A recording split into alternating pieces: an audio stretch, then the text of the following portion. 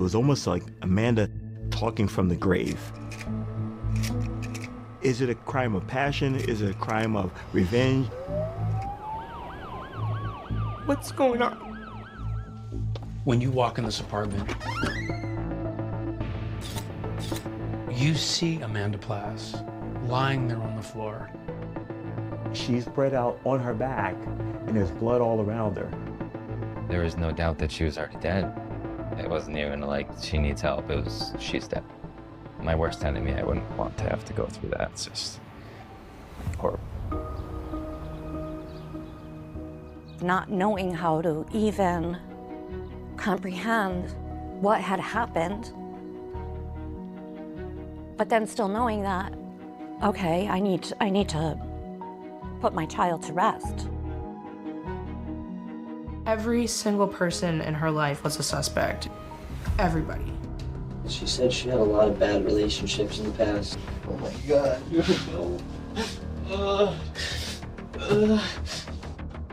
You know what? Mom ain't playing around no more. Somebody knew something.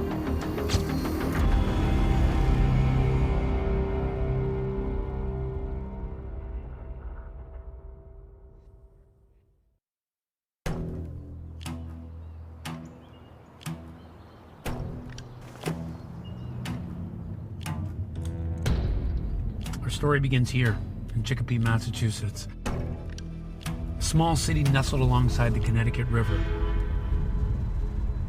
Chicopee is a suburb of Springfield, Mass. It's about 90 miles outside of Boston. Here on bustling Memorial Drive is this busy Friendly's restaurant. It's a place for ice cream celebrations and familiar faces. One of those familiar faces, 20-year-old Amanda Plass. More than a waitress, really. Those who knew her said she was the heart of this place. Amanda really connected with the customers there.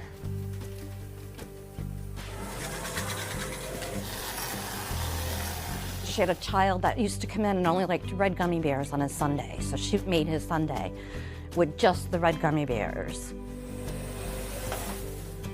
That's just how Amanda was. Everybody loved her. We would come here and we would ask for her because she just brightened our day. She was just a sweetheart.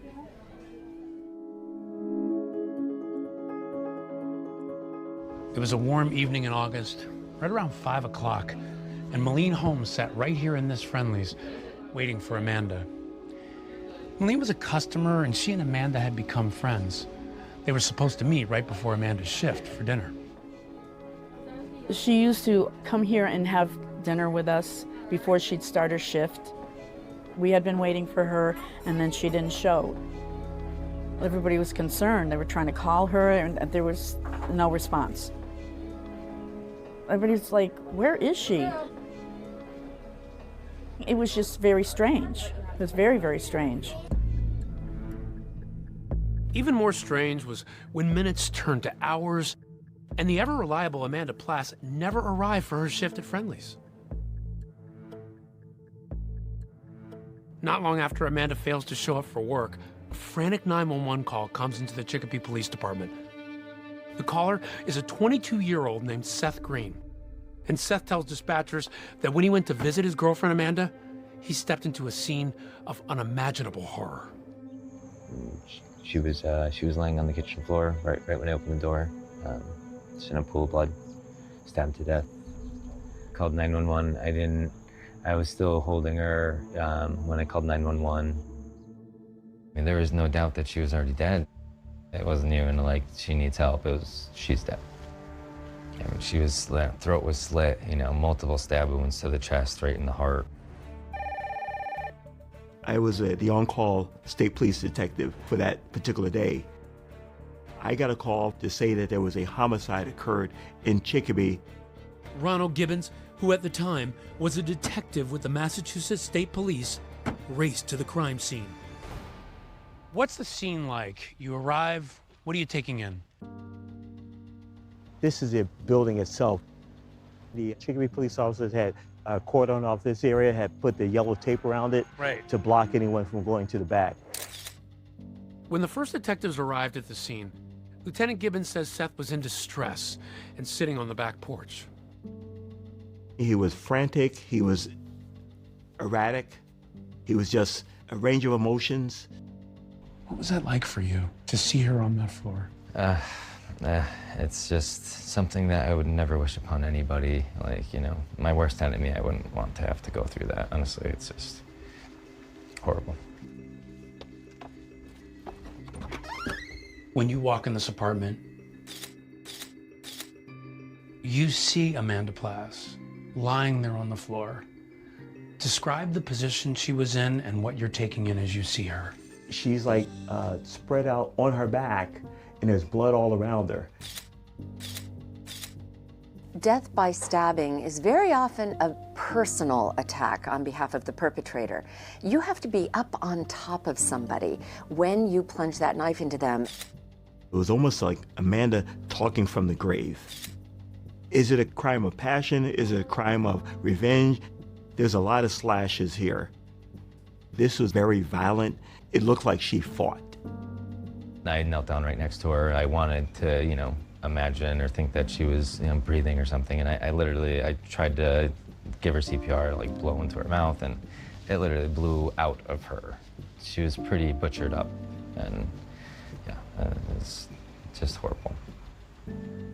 She's lying on the floor in a pool of blood with multiple wounds, partially dressed, and very dead. It's around the same time that Amanda's sister, Amy Lee, receives an unexpected visit from her aunt.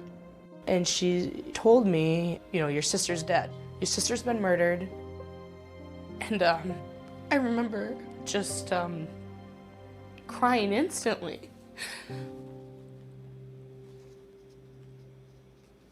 I remember screaming. And my aunt is like, we need to find out who did this. We need to find out right now. And as we're en route to go tell her, my mom's calling me. And she's saying, Amy, what's going on? My mom's begging me to tell her on the phone what's wrong. So I went outside, and there were the Chicopee detectives and the state, my daughter, my husband, to let me know that she had been stabbed to death. So in real time, you're learning that your daughter was stabbed to death. How difficult is it to process all of this that's going on in that moment? Oh my gosh, how am I going to bury this kid? Or what, you know, 19, 20-year-old has a life insurance policy. Where do you get the money? Just that whole process of not knowing how to even comprehend what had happened, but then still knowing that, okay, I need to put my child to rest. It's something you can never be prepared for. No, never in a million years. You see your friend and they're happy, they're vibrant, they're excited for life, and then all of a sudden, they're gone. And it just didn't make sense. It still doesn't make sense. I had this heavy gut feeling that something really bad was gonna happen to Amanda. I was like, oh my God, did I manifest this? Like, did I put that thought out there and it came true? Nobody could understand why it happened because Amanda was just friends with everybody. I don't remember Amanda having any enemies. Every single person in her life was a suspect. Everybody. Any detective or criminologist is going to tell you that our money is on Seth Green, the most recent boyfriend. My captain is now saying, head to the station. They got a possible suspect. He's down at the station. They're going to interview him. Need you there right now. It's a race against time. I think my knife may have been in her house. So you have a knife at her house? That knife was not found. Seth was the perfect suspect.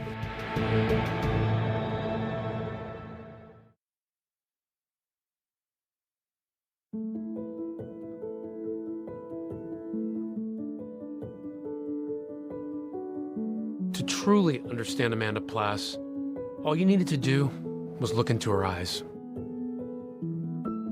You can see her soul, the love that she had for everybody and anybody.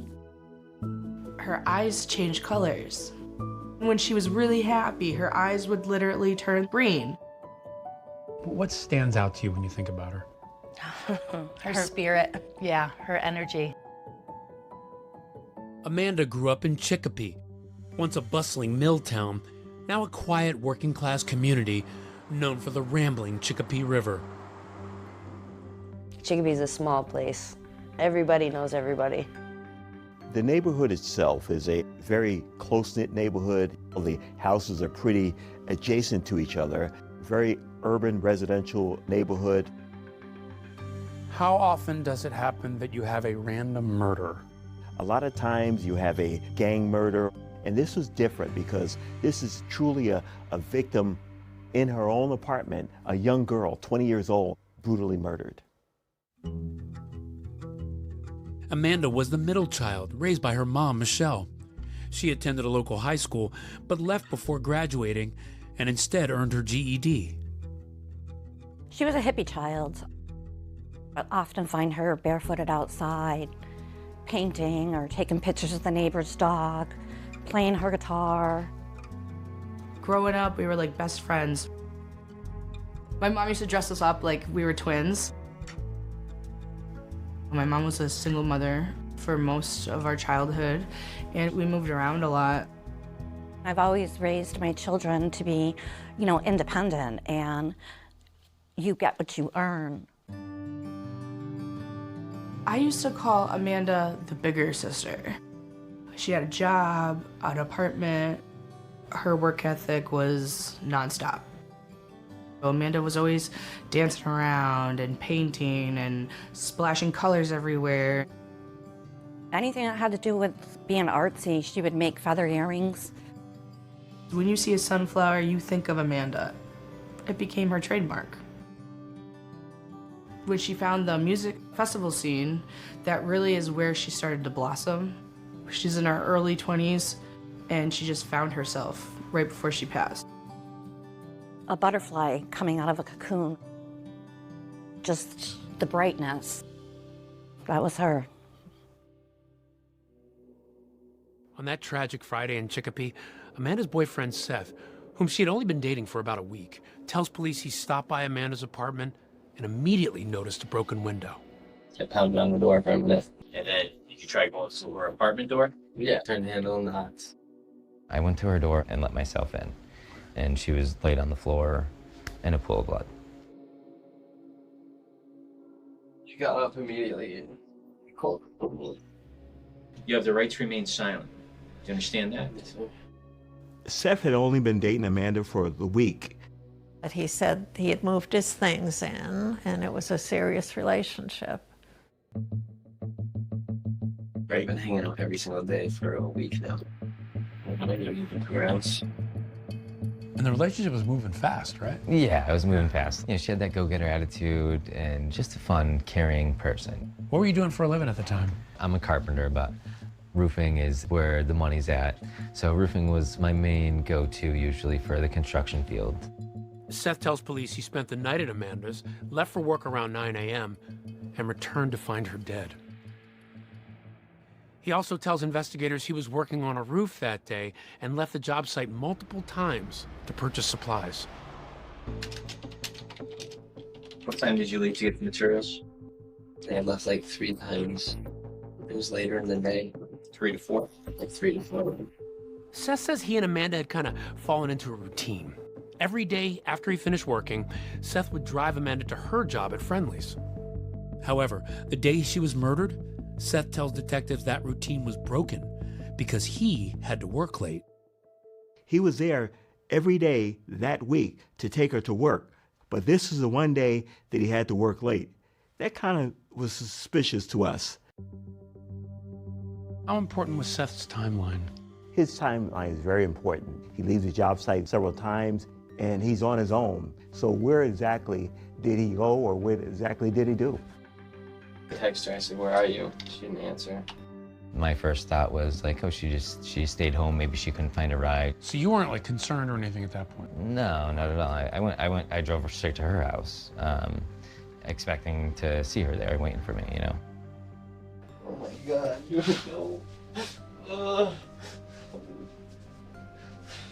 no. She deserves so much. You give it all to her. These range of emotions does not add up. He's rising to the occasion of being a suspect.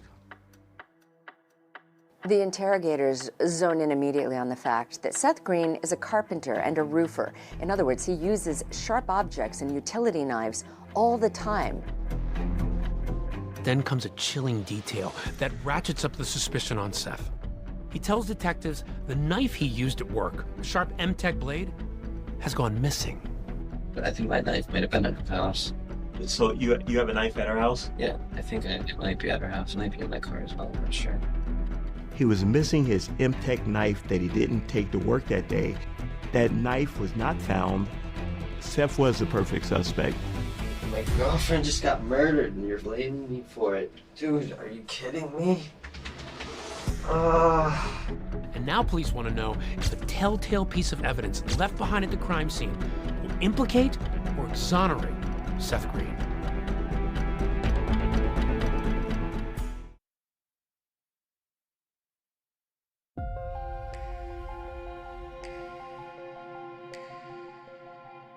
Michelle Penna will never forget the final text message she received from her daughter Amanda.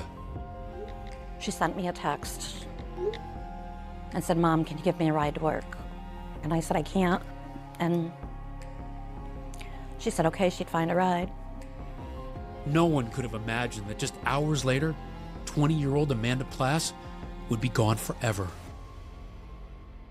Homicides happen all the time, but when it happens to you, I would have never thought that my sister was going to be murdered. What you stumbled upon when you went to Amanda's house, how does that compare to a lot of other homicides you've covered? In this particular case, there's droplets of blood all around the room, and that's indicative that this was a very, very brutal and harsh fight. Well, when we were finally able to get into her apartment, they had covered the floor with paper, so we didn't have to see all the blood. So when you're trying to clean out her apartment, as I'm walking across paper to cover my daughter's splattered blood, and then who do you ask to help? My theory is that the attacker came through the back door. When we found Amanda, she's actually in her work pants, her work clothes. There was no evidence of a sexual assault. She was found on the kitchen floor, and they do believe she was killed there. So not in a bedroom, not in the living room, and that suggests perhaps an element of surprise. She just didn't lay down and die. She actually fought back. And when she fought back, underneath her fingernails was possibly DNA, and we're gonna have to match this DNA to someone. The first person investigators test, Amanda's boyfriend, Seth Green. I'm gonna do a couple tests. We're just gonna swipe the inside of your cheek, okay? The interesting thing, we stepped out of the room, but we still observed him. And he'd cry a little bit and then just wonder why he was there. I can't believe that. So happy with her. What happened, baby? He had only been dating her for a week, and he was so caught up that this is the best thing that ever happened to his life. But detectives also receive information that points to someone other than Seth. Amanda had recently told her family that someone had been sneaking into her apartment. She said, my apartment got broken into again. And I said, well, what did they take? You need to call the police. And she says, no, Mom, all they took was a glass bowl, like a marijuana bowl. I said, well, you still need to call the police. And she said, no, what am I going to do? Tell them my pot got stolen? Amanda's friends say she suspected an unidentified male was watching her. She saw him peeking in her back window of her apartment. The window is actually broken, and we surmise that the person possibly had tried to make it look like a break-in. So on that same window, you end up with a palm print. If we can identify the palm print, we can also identify the person that would have been there that particular day. But among the most important piece of evidence found at the crime scene, a bloody sneaker print. That footprint showed a sneaker print in blood. You can actually see the Nike impression in that footprint. We had it measured, we had it analyzed. That was very important because it was a smaller shoe, maybe a female, maybe a male. We were looking for a Nike size 7.5 Air Max shoe.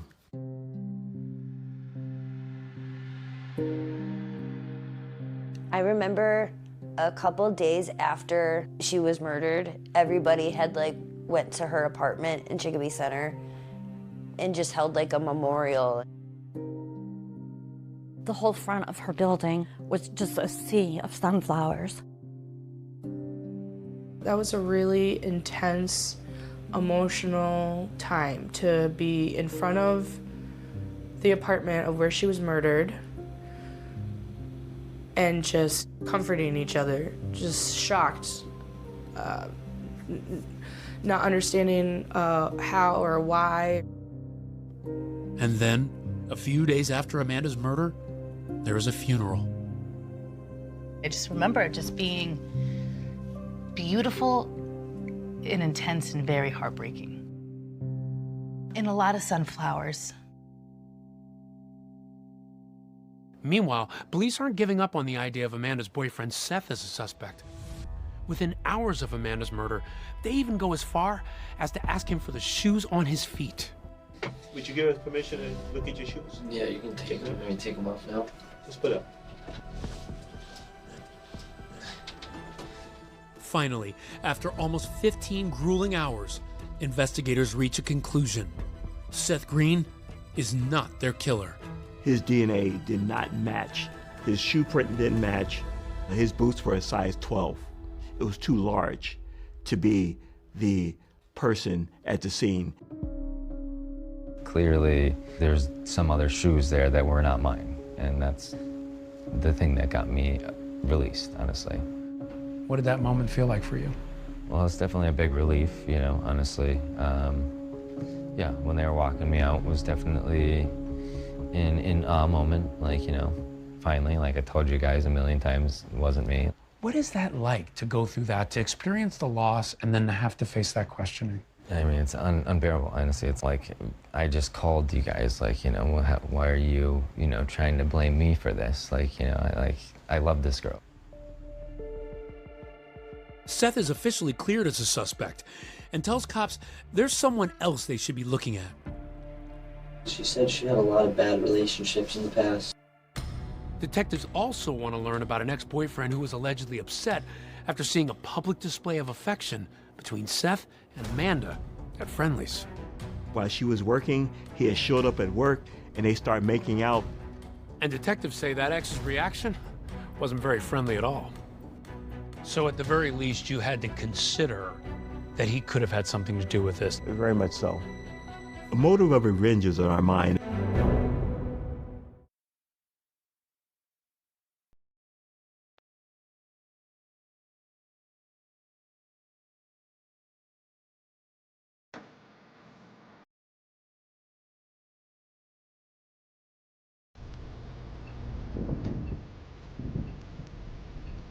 What surprised you most about the conversations police were having with you?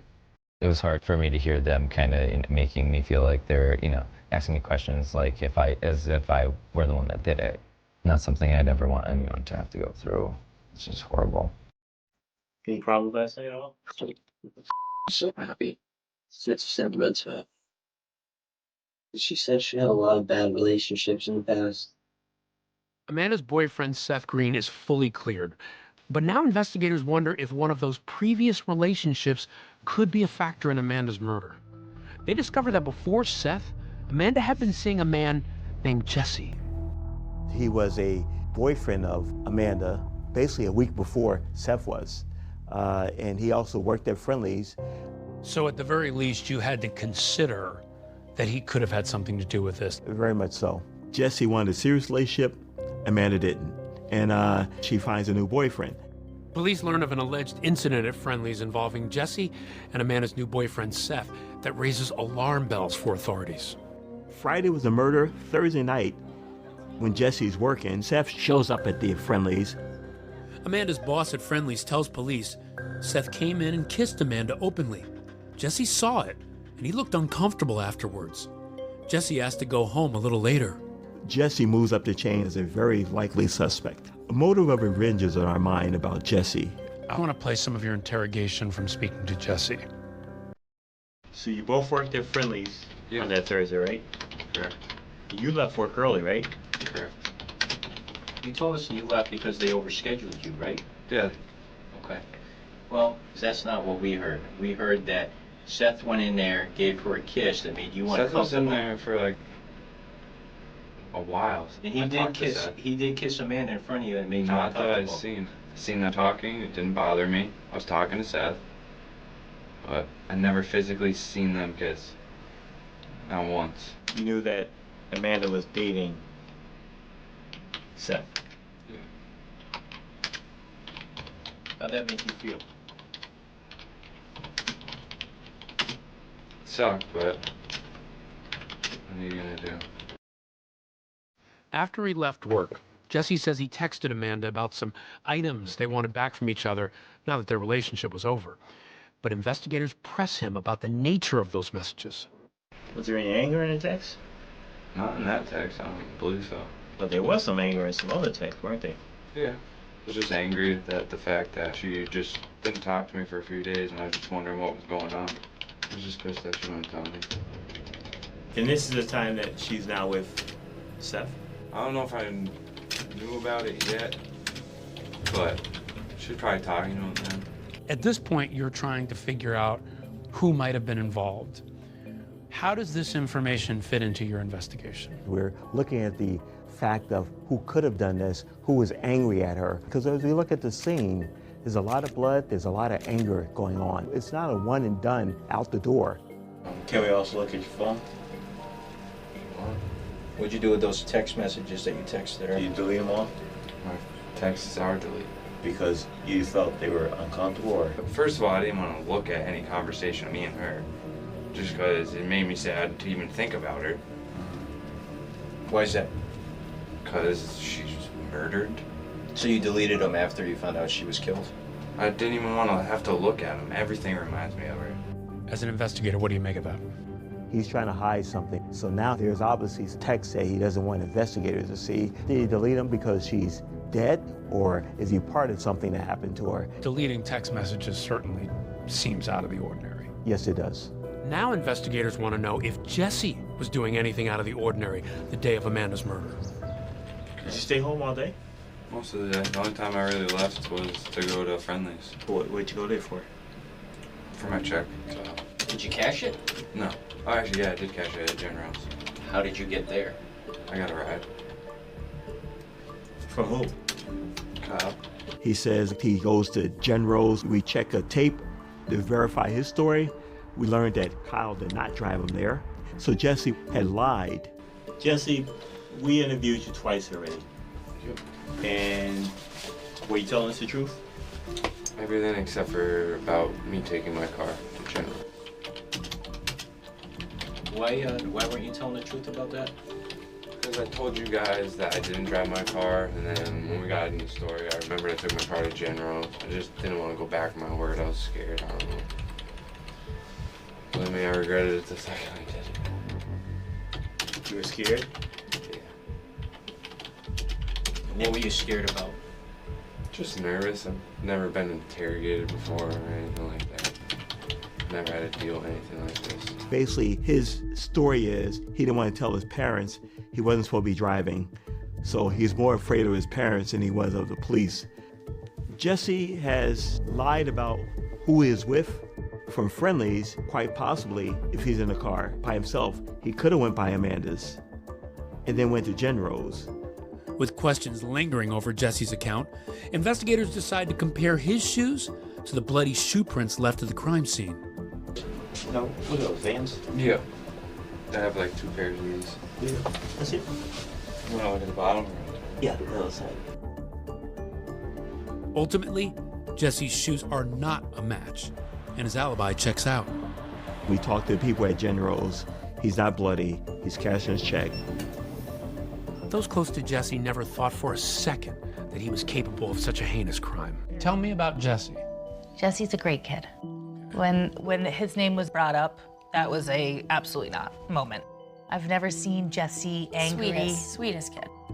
And I know that was really intense for Jesse. Yeah. I know that was, you know, to be put in that spotlight and to have the whispers, I think that was really hard for him. With Jesse now fully cleared by authorities, investigators follow another lead. A mysterious vehicle that a witness says she saw speeding away from Amanda's apartment right around the time of the murder. So to us, it's like, wow, that's big. We're on the lookout for a white sedan. And a 911 call comes in that might just turn the entire case on its head. Flint Police Quarterline Dispatch, JD speaking. I'd like to call to turn myself in. And to know what you're turning yourself in for. A murder.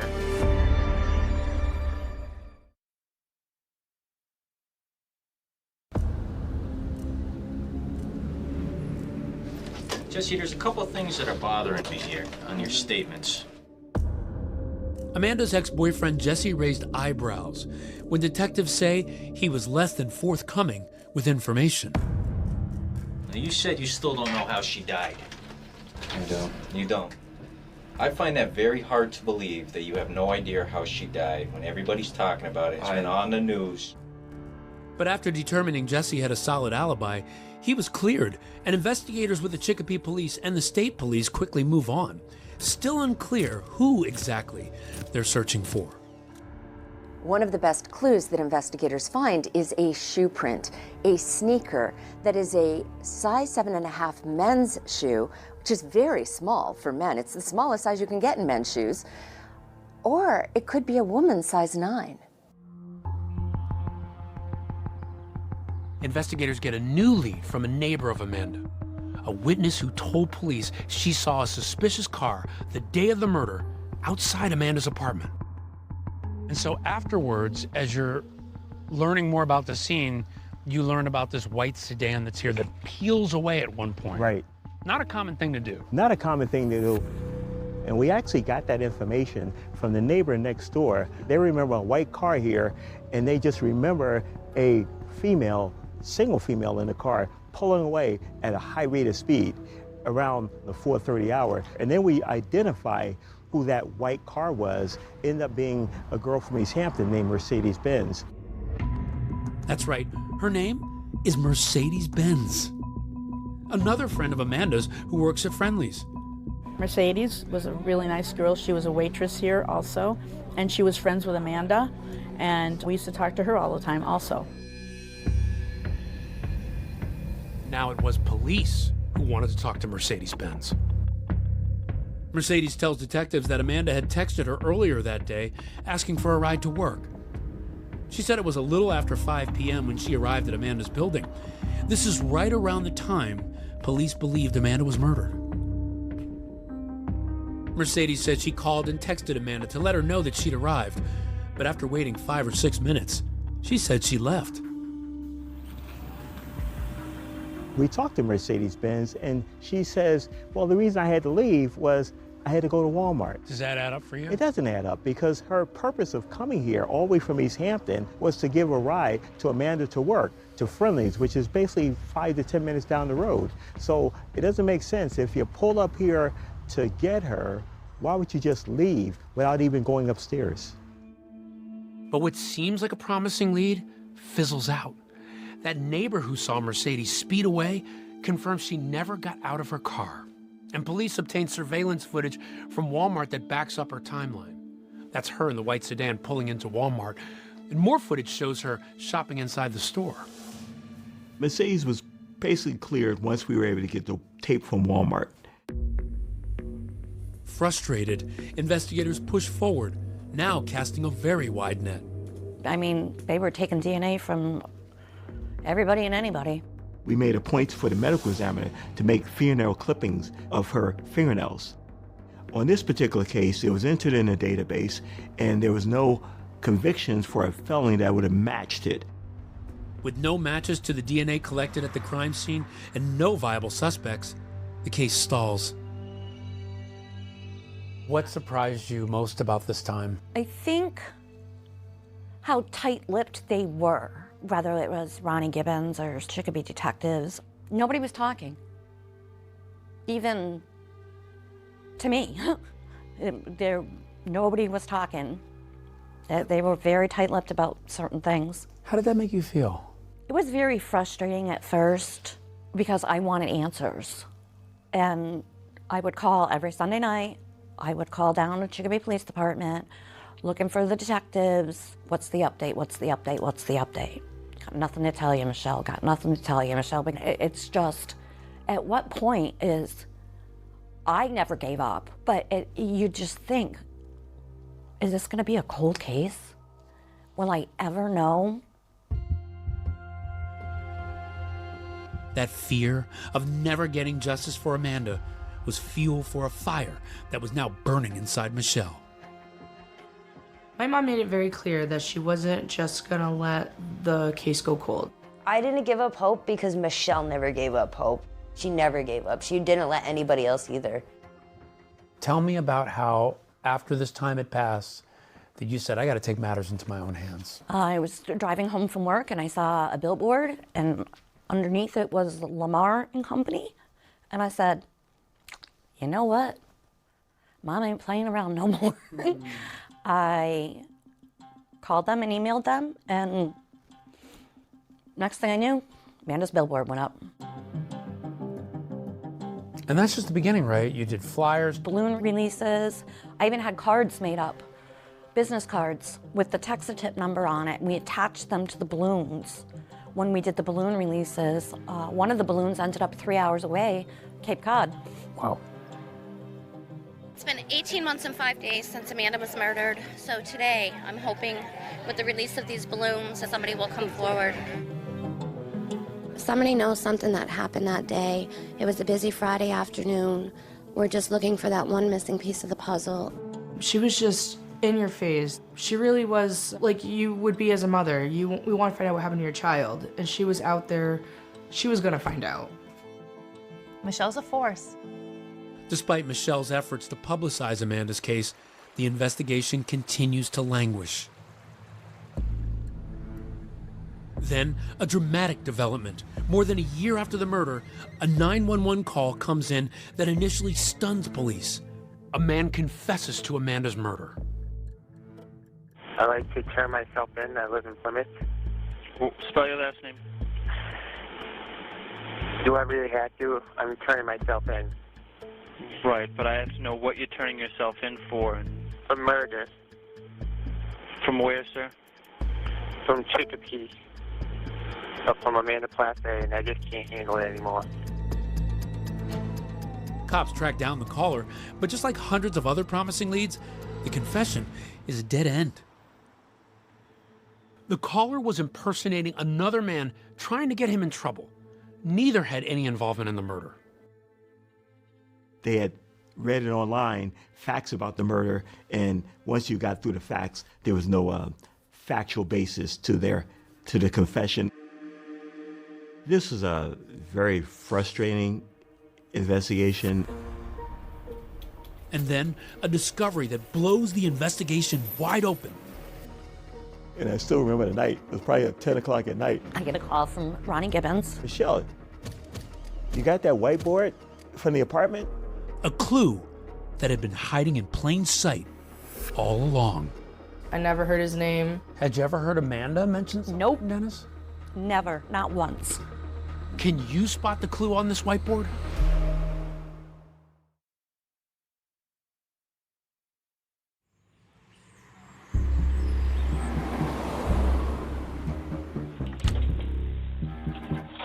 Where do you guys want me to start? Nobody could wrap their head around the fact that Amanda was killed to begin with, let alone trying to think of who could do it. We had a billboard on 391, a huge billboard with this beautiful picture that she took of herself that day she was murdered. Somebody knew something, and nobody was talking. I kept saying, there's no way that there's no DNA. There's just no way. There has to be something. There was a whiteboard way in the back. On the whiteboard, there was wording in it. Dennis was, W-A-Z, here. Who's done this? I got goosebumps right now.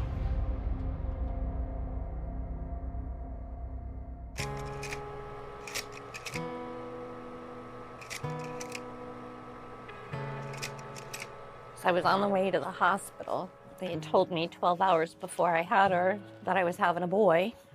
And Amanda by Boston was on the radio. As her godmother and I drove to the hospital. And when she was born, the nurse looked at me and said, "It's not a boy." So I named her Amanda after the song by Boston. I'm gonna take you by surprise and make you realize, Amanda,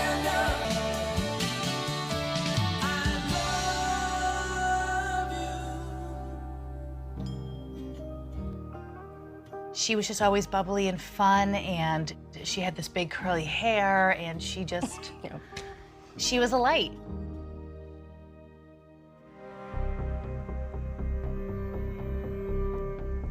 But on that tragic Friday in August, Amanda's bright light was extinguished when she was found brutally murdered in her apartment. She was laying on the kitchen floor right when I opened the door. Just in a pool of blood, stabbed to death. I got the call to say that we have a homicide and respond to the scene. So I actually responded to the scene initially. People in the neighborhood were worried. Is someone gonna come to my door and kill me? You don't even think it's real at first, you know? You're numb to it. Then you're like, oh, okay, maybe something's like amiss. Like maybe this isn't true. Nobody could wrap their head around the fact that Amanda was killed to begin with, let alone trying to think of who could do it. At the crime scene, police discover a partial palm print on the broken window and a bloody shoe print in the kitchen near Amanda's body. But with lead after lead coming up empty, the investigation is losing momentum. They interview hundreds of people who knew her, friends, relatives, coworkers, and there is nothing new under the sun. Unless somebody comes forward with new information, this case is going to grow cold. I think there's this impression sometimes that a murder happens, police will solve it in months. Some cases, they take time, they linger. Was that frustrating for you? It was very frustrating because, you know, as time goes on, and you have to realize that in 2011, when this occurred, time didn't stop. Investigations didn't stop. Crime didn't stop. So we were working other cases as well. I was getting nervous that her case was going cold. Somebody knows something that happened that day. We're just looking for that one missing piece of the puzzle. Amanda's mother, Michelle, takes matters into her own hands, organizing benefits, balloon releases. She even got a massive billboard with Amanda's picture put up on the highway. I wanted people driving down the highway and seeing my daughter's face. Somebody knew something, and nobody was talking. But then, a little more than a year after the murder, the story takes a strange turn. Rumors are swirling in Chicopee about graphic crime scene photos seen at a high school football game. New details on the Chicopee police officers accused of taking pictures of murder victim Amanda Plass's body. It was June 10th of 2013. I will never forget. There was a news conference. It was the then mayor who was appointing a new chief of police and said that they were investigating a crime scene photo leak by 2 of the Chicopee police officers. My heart just sank. What do you mean police officers were taking pictures of the crime scene and sharing them? 2 Chicopee police officers who had been assigned to protect the crime scene took photos of Amanda's body with their personal phones And adding insult to injury, they forwarded the pictures to other officers, and it was shown to coaches at a high school football game. Everyone, the whole newsroom was, how could anyone do this? How could an officer do this? Michelle sued the police department and the city, claiming emotional abuse suffered at the hands of the Chicopee PD. They sued him for $10 million. I sued the city, the police department. I sued them all. It wasn't about the money. It was about proving a point. An internal affairs investigation called the behavior an affront to the professionalism otherwise demonstrated by Chicopee and the state investigators in this case. The officers responsible were disciplined by the police department. They were there to protect the scene, and at my daughter's most vulnerable moment, you just respect her in the worst way ever and think that's okay. I was mad. At the same time Michelle's dealing with the photo controversy, she's campaigning tirelessly to keep Amanda's murder case front and center. What was it like for you to have to handle questions about that controversy, while at the same time, what you're really focused on is finding your daughter's killer? Yeah, and I think that's what's the hard part of it all. I didn't want the controversy to overshadow the fact that we still did not have justice for Amanda. We were still looking and begging for that end to be closed. Investigators working on Amanda's case had no involvement in the alleged scandal. Frustrated by the lack of progress, they go back to square one, reviewing everything from scratch. We would try to keep saying, what did we miss? What did we miss? What did we miss? And then a breakthrough. While reviewing photos of the crime scene, investigators spot a potentially critical clue that had been overlooked, hiding in plain sight in Amanda's bedroom. We come upon, in a scene where the table is at, there was a whiteboard way in the back. On the whiteboard, there was wording in it, Dennis was, W-A-Z, here, 8/11/11. The grisly murder took place in the kitchen, but the whiteboard was in Amanda's bedroom, which appeared undisturbed, and they missed the clue. I get a call from Ronnie Gibbons, and it was like 9:45 at night. Michelle, you got that whiteboard from the apartment? I said, yeah, it's in the closet. He said, I'll be over in 5 minutes, I gotta grab it. After more than 2 years, investigators finally had a name. But the answer to the question, who is Dennis, only brings more mystery. This Dennis was here on this whiteboard. This is a huge clue for your case. This is a big clue. Why? Because Dennis' name had never come up in the investigation. Now we're scrolling through Amanda's Facebook going, who's Dennis? She didn't know. Amy Lay didn't know. Her friends were calling me going, Dennis. Nobody knew who Dennis was.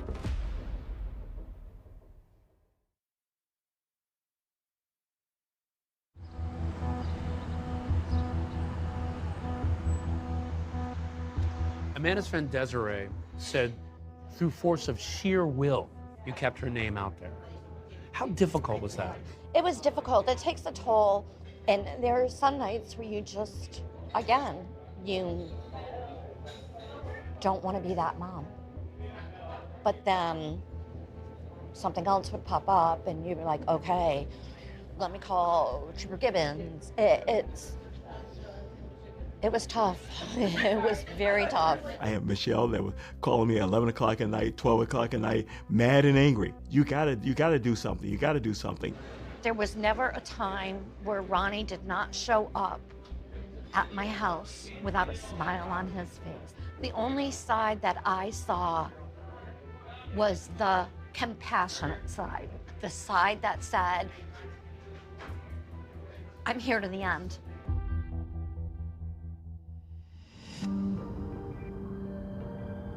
It was a Wednesday night in October, more than 2 years after the murder, when Detective Gibbons was the one making a late-night phone call to Michelle. It was October 30th, 2013, 9:45 at night. I get a call from Ronnie Gibbons. Hey, you still got that whiteboard from Amanda's apartment? I said, yeah, it's in the closet. He said, I'll be over in 5 minutes, I gotta grab it. The discovery of a name hiding in plain sight on a whiteboard in Amanda's apartment kickstarts an investigation that, frankly, had been on life support. Now the question everyone is asking, who's Dennis?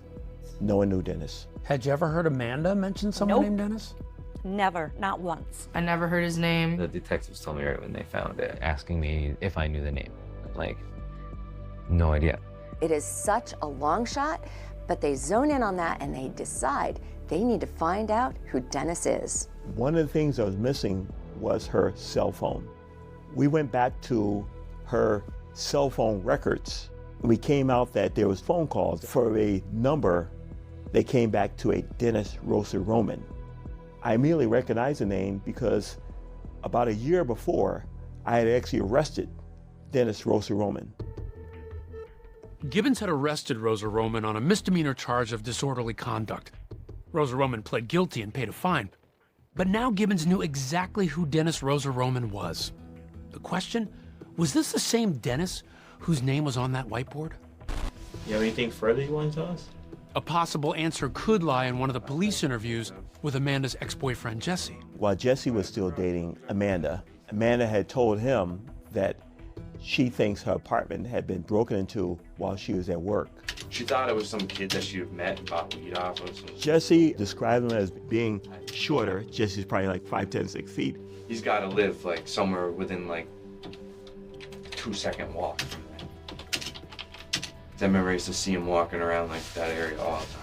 Jesse said Amanda told him she had hung out with the person once before, but he had no idea where. Now Detective Gibbons is wondering if the man Jesse had been describing in that interview could have been Dennis Rosa Roman.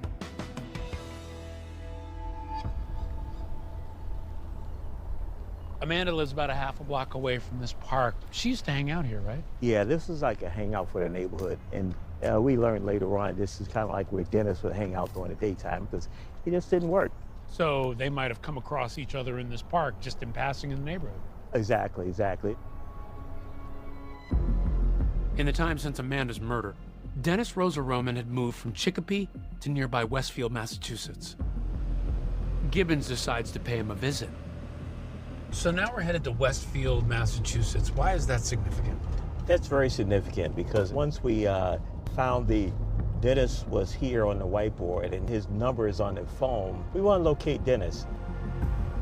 What's your expectation going there? What are you trying to achieve? The plan was to knock on his door and talk to him, just like we had talked to over 50 other people in the case, as well as to get his shoe size, as well as to get his DNA. I go to the apartment, ring the doorbell, no answer, and next thing you know, I see from a side alleyway that's between the building, Dennis come out. And what happens next? Beautiful timing, but here he is, he comes right around the corner. Just walking right to you. Walking right to us. So I stop him and then say, hey Dennis, you got a moment? We want to talk to you about Chicopee. We want to talk about a girl named Amanda Plass. Yeah. His first thing is, he kind of chuckles, he says, oh no, I don't go to Chicopee, it's too dangerous there. And I say, well, how about this girl Amanda Plass? And he says, oh, I don't know Amanda at all. So I know that from the phone records, yes, he does know Amanda Plass. In fact, Gibbons knew from those phone records that there were 9 calls between Dennis and Amanda. Dennis had called Amanda 5 times, just a month before the murder. I said, hey, can we go to the police station? He said, no, I got something I got to do. I noticed him light up a cigarette, and he's smoking on a cigarette. And now I'm thinking, wow, maybe I can get DNA off this cigarette that he's smoking. Although Gibbons had arrested Rosa Roman a year prior, because he had never been convicted of a felony, his DNA was never entered into the national database. Gibbons says Rosa Roman didn't want to talk to him that day and began to walk away, but not before he tossed the cigarette he was smoking on the sidewalk. Meanwhile, I told my partners, go to my car, get a paper bag, give me some rubber gloves. Dennis sees that because he keeps looking back. My partners come back with rubber gloves, he sees me put them on, he sees that paper bag, he sees me reach down and put that inside that bag.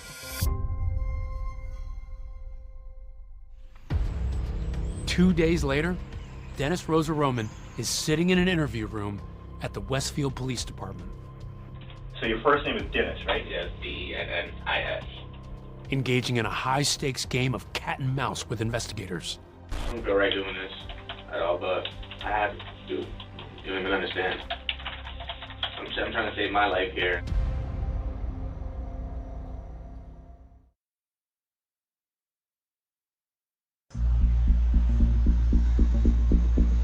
Outside his home, Dennis Rosa Roman appears to be acting cool and calm with detectives, until he sees them pick up his cigarette butt off the street. Clearly he's concerned, because not long after they leave, he calls Lieutenant Ronald Gibbons. After seeing me take that cigarette butt, he's now blowing my phone up. Hey, you and I gotta talk. You say you really need to talk to today. Yeah, like seriously. Where do you guys want me to start? Where they want him to start when they meet with the cameras rolling is very simple. Does he know Amanda Plass? You knew her. I met her. I didn't know her that long, but I knew her of her. You know her first name? Amanda. How much before did you meet her that she passed? Say like a week or two. Okay. 2 weeks the most. So you know her about a week or two before she got killed? Yeah. He didn't know Amanda at all. And then he comes around to say that, okay, I did know Amanda, but I would sell her weed. I met her by family dollar in Tedeschi and Chicopee. Okay. You know where that's at? So I seen her, you know, she asked me if I could get some blood. How many times previously did you get weed for her? It's only been like 3 times, the most. You ever been to her apartment? Like up the stairs, and that's about it. I've never stepped in her house. I've never seen the inside of her house. As Dennis is talking, he notices detectives checking out his sneakers. Like my shoes? Yeah, Nikes. Air Maxes. What he wears into the station that particular day is this black Air Max shoe.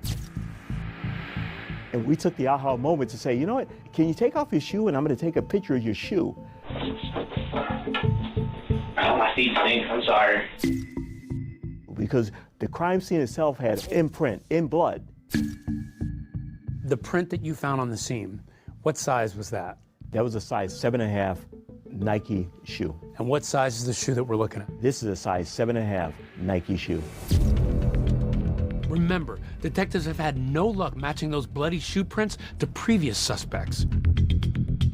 So according to Gibbons, this is potentially damning if confirmed, but still not as conclusive as a DNA match to what was found under Amanda's fingernails. So Gibbons says they get Rosa Roman to agree to a DNA mouth swab. Just, you know, open your mouth, just gonna rub that inside your lip. And so do the other side. Gibbons says he wants Rosa Roman directly tested in case that cigarette butt sample might somehow be contaminated. Doing great. Under your tongue.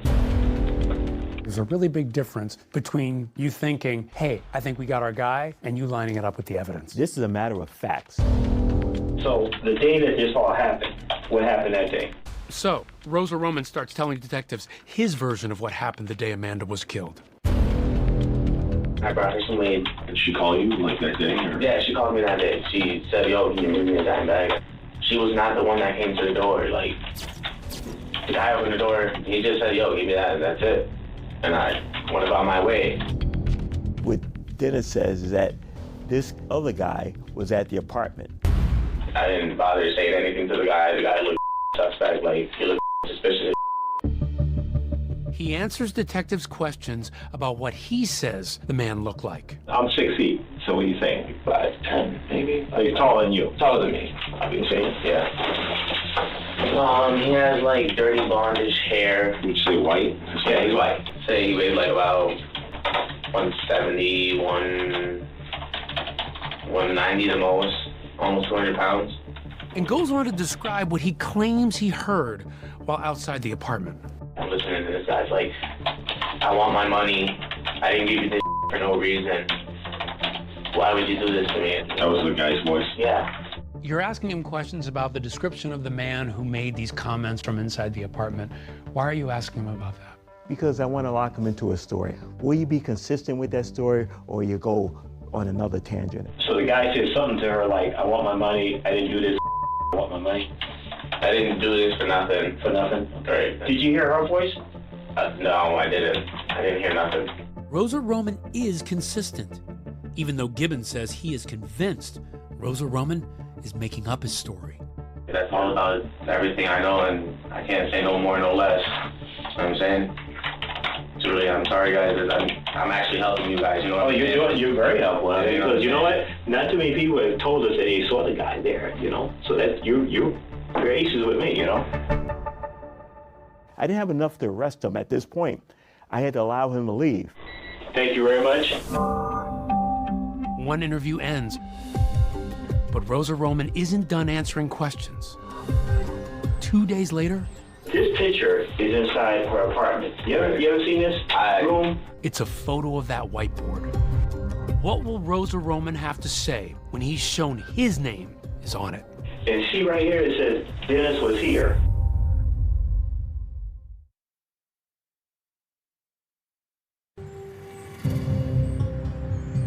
Dennis, thank you very much for coming in. Fine, dude. And you've been very cooperative with us, and we appreciate that.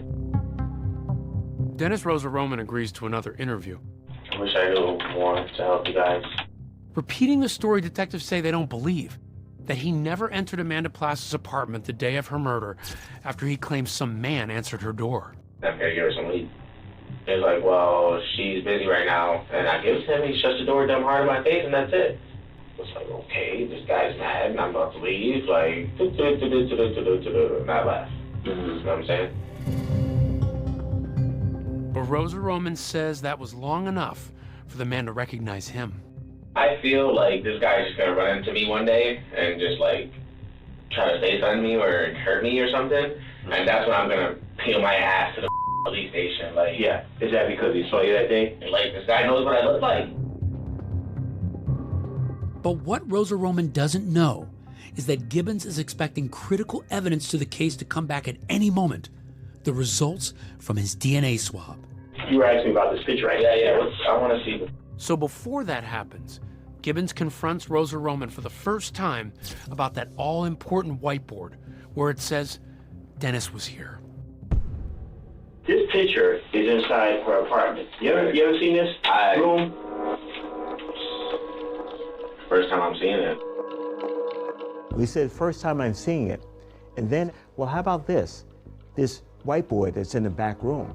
And see right here, it says Dennis was here. Oh, yeah, I do remember that. I wrote my name on that. You wrote your name on that? Yeah. Yeah, I remember that. I wrote my name on that.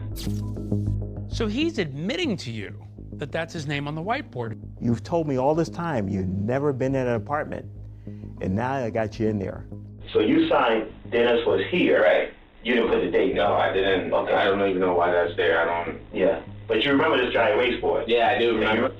Where was the dry erase board? That was in the back of, the door right when you come in. Yeah. It was right there, and As he is confronted with the evidence, he shapeshifts.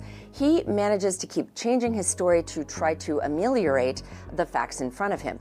There are certain kind of people who can make up things on the fly and change their narrative based on the clues that are being given to them. When you say you never been inside her place. well, I have been in her house, but like, I just don't want people to like look at me like if I'm a murderer. So now this is the first time that he actually puts himself in the apartment. But you went in the apartment. How many other times have you been inside the apartment? Twice. 2 times, that's it. And what were they for? To bring her weed and smoke the bone and sign this. So the room that you were in were that back room? The kitchen and the back room, that's about it. The back room was where the whiteboard was. So what are you putting together at this point? I'm putting together at this point that he, in fact, had not only been in that back room, he'd also been in the kitchen at some point where the crime occurred. Remember, Amanda had told friends she suspected someone had broken into her apartment, and Dennis says she had asked him about that. You said that Amanda approached you about somebody breaking into her place? Yeah. She asked me, like, yo, somebody came into my house, do you guys know? And I was like, well, I really don't know, like, I don't know what to tell you. Now Gibbons suspects that someone was Rosa Roman. Then, a few minutes later, a huge development. The detectives get called to leave the interrogation room. How much longer is this gonna take? 5 minutes. All right. Outside, they get the news the DNA results are in. Rosa Roman is a match for what was found under Amanda's fingernails. They soon drop that bombshell on him directly. The DNA that was found under her fingernails connects you to her. You know what? It doesn't just get there. Dennis is now thinking in his mind, how do I get out of this? And what he tells them next totally flips the story on its head. He now claims he tried to save Amanda. I know the murderer, and I tried to save her life. What's he trying to do here? He's trying to create a situation of why we have his DNA, why his DNA is possibly on her. He's casting himself almost as the hero in this. Yes, he is. Well, why don't you tell us everything that happened in the apartment? I know the murderer. That's all I know. I can't give you no more. I'm sorry. That's You it. said he tried I want a to- lawyer. But- I want a lawyer. Okay. Gibbons says asking for a lawyer stops the interrogation room recording immediately. So you don't see the scuffle that he says breaks out when detectives handcuff Rosa Roman and place him under arrest. You don't have to be aggressive with me, dude. You didn't have to be that aggressive. And then they have him booked. He's charged with first-degree murder. This is over 2 years after Amanda was killed. They tell you, we are making an arrest. Yep. What did you think? Finally. Finally. You know, you always wonder why. Why? Dennis, though, is admitting nothing. What are you guys trying to do? Pin me for this murder, too? My DNA may be on her body, my DNA may be at the house, but you guys really don't know what went down. But after he's transported from the Westfield Police Department to Chicopee, he's about to explain. He demanded to speak to myself and Watson again. So he didn't come to the door. You actually went inside. I went inside. I barged in. Was the door open? The door wasn't locked. As Rosa Roman tells them the newest version of his story, he now claims when he hears the commotion inside Amanda's apartment, he rushes in and fights the man he says was trying to kill her. What do you see when you get to the kitchen? I see the guy on top of her. When you say he was on top of her, where was she at? She was on the floor. What are you doing? I'm tussling with the guy, trying to get the knife out of his hand, and he's just like thrusting it forward towards me, and I'm like trying to back up, and I try to like grab Amanda, and she scratched me. Yeah, she got some skin off of me, but that's because I was trying to save her. That's right. Rosa Roman now claims he tried to save Amanda's life. This is the key to his new story. His explanation for why his DNA is under Amanda's fingernails, even though he says he didn't kill her. And after that, me and him were tussling, and the guy punches me in the jaw, and I run out the door. And that's what his story was, that this guy is now following him around town. He's now being threatened by this guy because this guy doesn't want the truth to come out. What did he tell you? Yo, you snitch on me, I'm gonna kill you. Just like that. Like, I know I killed her, and that's it. It's done. But now, Rosa Roman has to tell that story in court. The trial of the man accused of killing 20-year-old Amanda Plass is getting underway today in Springfield. And he says he can identify who Amanda's killer is.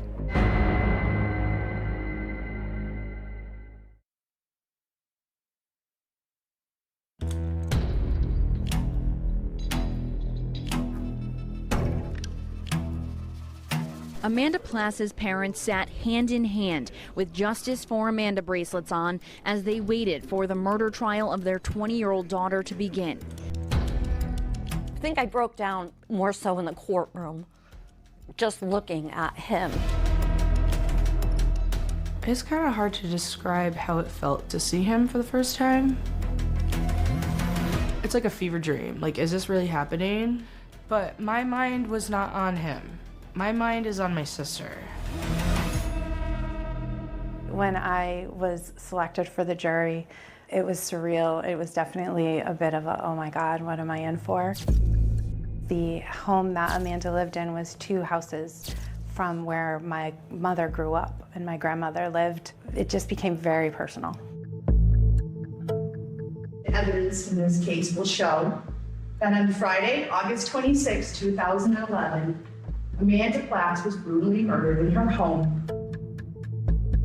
Miss Plass was getting ready to go to work when the defendant came into her apartment while she was getting ready and stabbed her 6 times. Prosecutors lay out their case against Dennis Rosa Roman. There are the bloody footprints in his shoe size, his palm print on the broken window, and his DNA under Amanda's fingernails. They argue that Dennis, and only Dennis, committed this crime. 1 set of bloody footprints.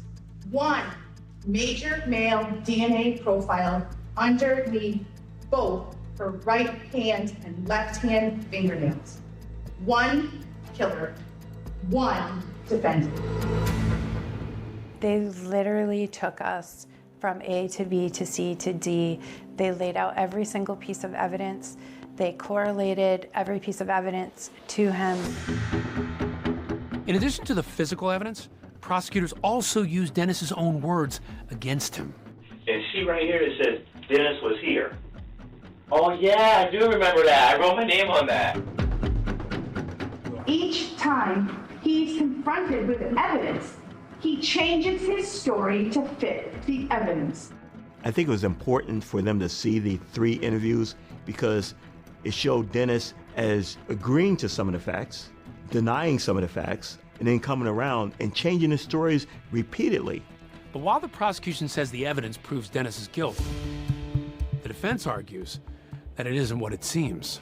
He was in her apartment when Amanda Plass was killed. He did not do it, but he knows the guy who did it.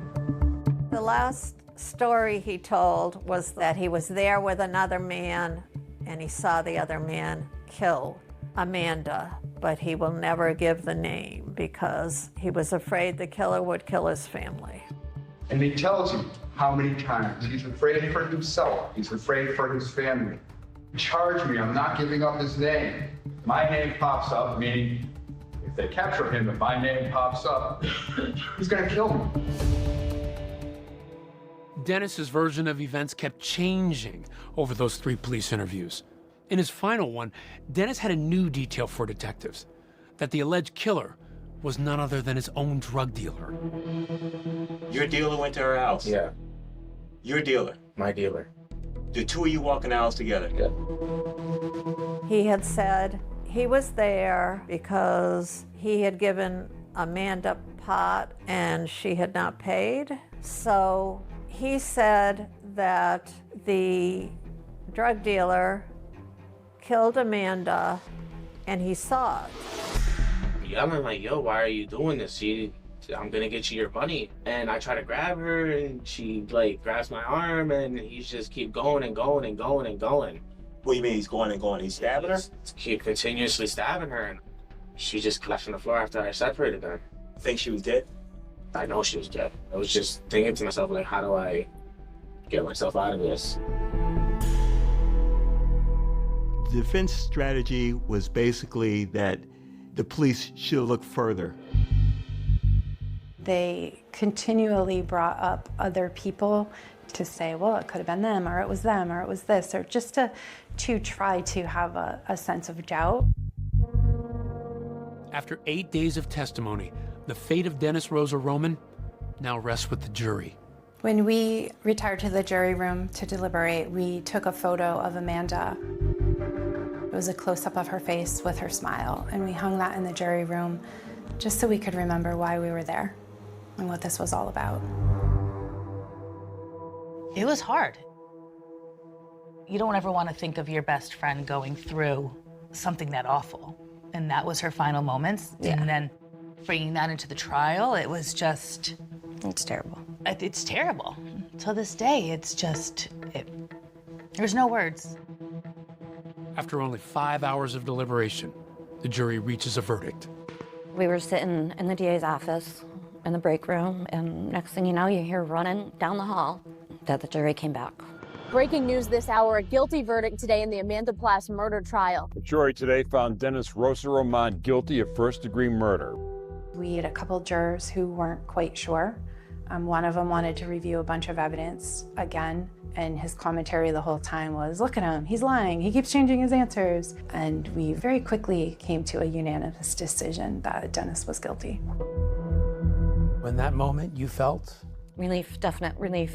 Now I can put an end to this chapter. Despite a guilty verdict, there's still the unanswered question hanging over this case.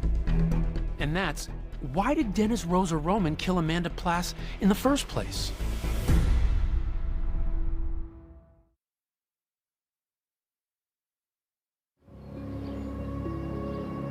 Dennis Rosa Roman has been found guilty of the murder of Amanda Plass. But the one mystery that still remains is motive.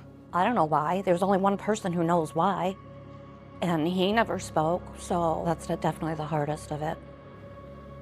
There wasn't a bad bone in that child's body. She never did anything wrong to anybody.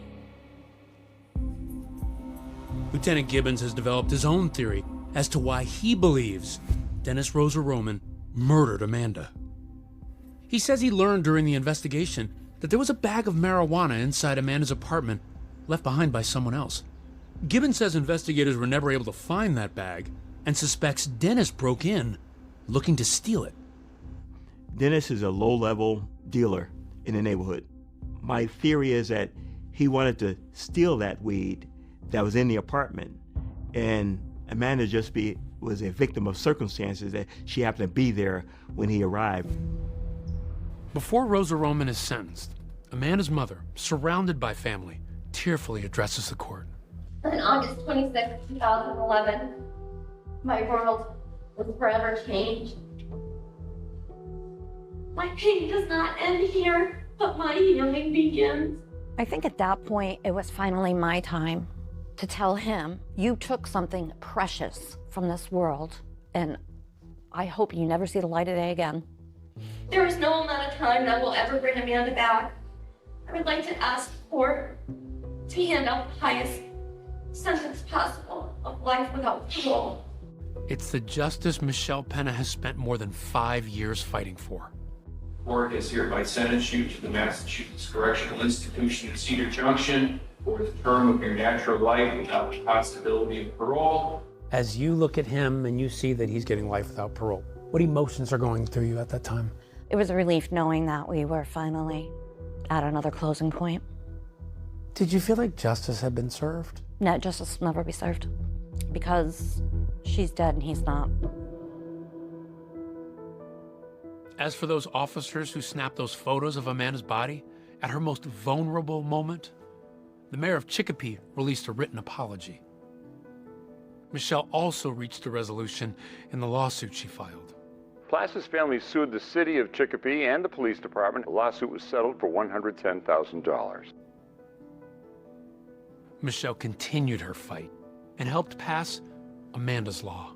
The bill bans first responders from taking and sharing unauthorized pictures of crime victims. For an officer to want, in that moment, to take a picture of a scene like that, it makes my stomach turn. My mom wanted to make it known that you're never doing that again.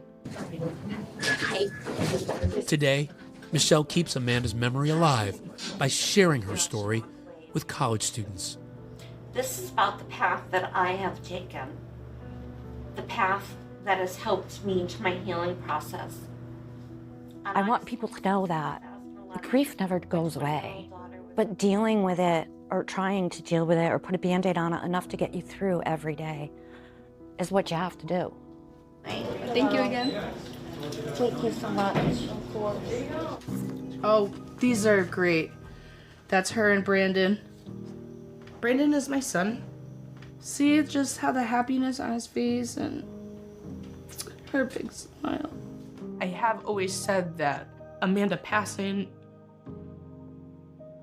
kind of saved my life because I knew that I wanted to make her proud. She really helped me become the woman who I am today. She was just a very kind person and wanted to help the world be better, and that's just something I hope everyone can try to do, you know. Do you feel like she's with you now? Oh, absolutely. All the time. If you could have one more minute with her, one more second to say something to her, What would you say? What she always said and what she always did. Keep your face to the sun and never look back at your shadows, just like her precious sunflowers.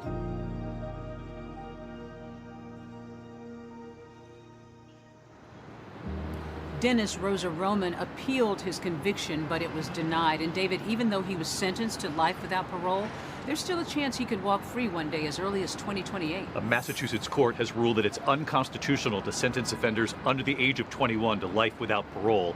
Rosa Roman was 20 at the time of Amanda's murder. Her family tells 2020 they plan to fight this new ruling. That's our program for tonight. I'm David Muir. And I'm Deborah Roberts. From all of us here at ABC News and 2020, good night.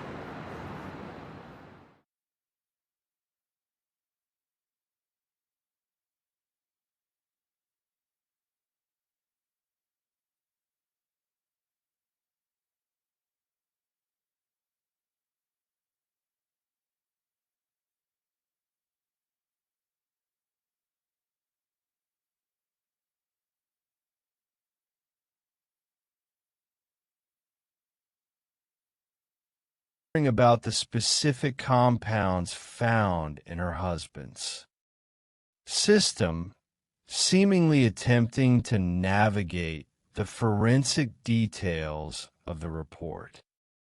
However, the digital footprint left by Corey's cellular phone began to tell a far different story.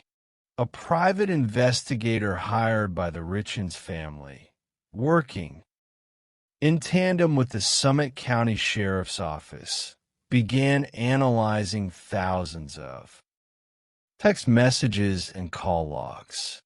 They identified a highly anomalous pattern of communication between Corey and a woman named Carmen Lauber. Carmen had previously worked as a cleaner for Corey's real estate projects and possessed a criminal history involving narcotics. The lead investigator, Detective Jeff O'Driscoll, recognized that Carmen was the potential conduit for the lethal substance. Operating systematically, investigators conducted a search of Carmen's trash, recovering drug paraphernalia. This provided the necessary probable cause to secure a search warrant for Carmen's residence. During the execution of this warrant, deputies discovered a firearm, a serious violation for a convicted felon, and observed a highly unusual item taped to her mirror, a copy of Eric Richens' obituary. Faced with severe narcotics and weapons charges that carried the prospect of a lengthy prison sentence, Carmen chose to cooperate with the state. Her testimony dismantled Corey's carefully constructed defense. Carmen revealed that Corey had approached her on 2 distinct occasions, requesting that she procure strong pain medication for an investor who had suffered a back injury. According to Carmen, the first delivery of pills occurred in early February, shortly before the Valentine's Day incident where Eric became violently ill.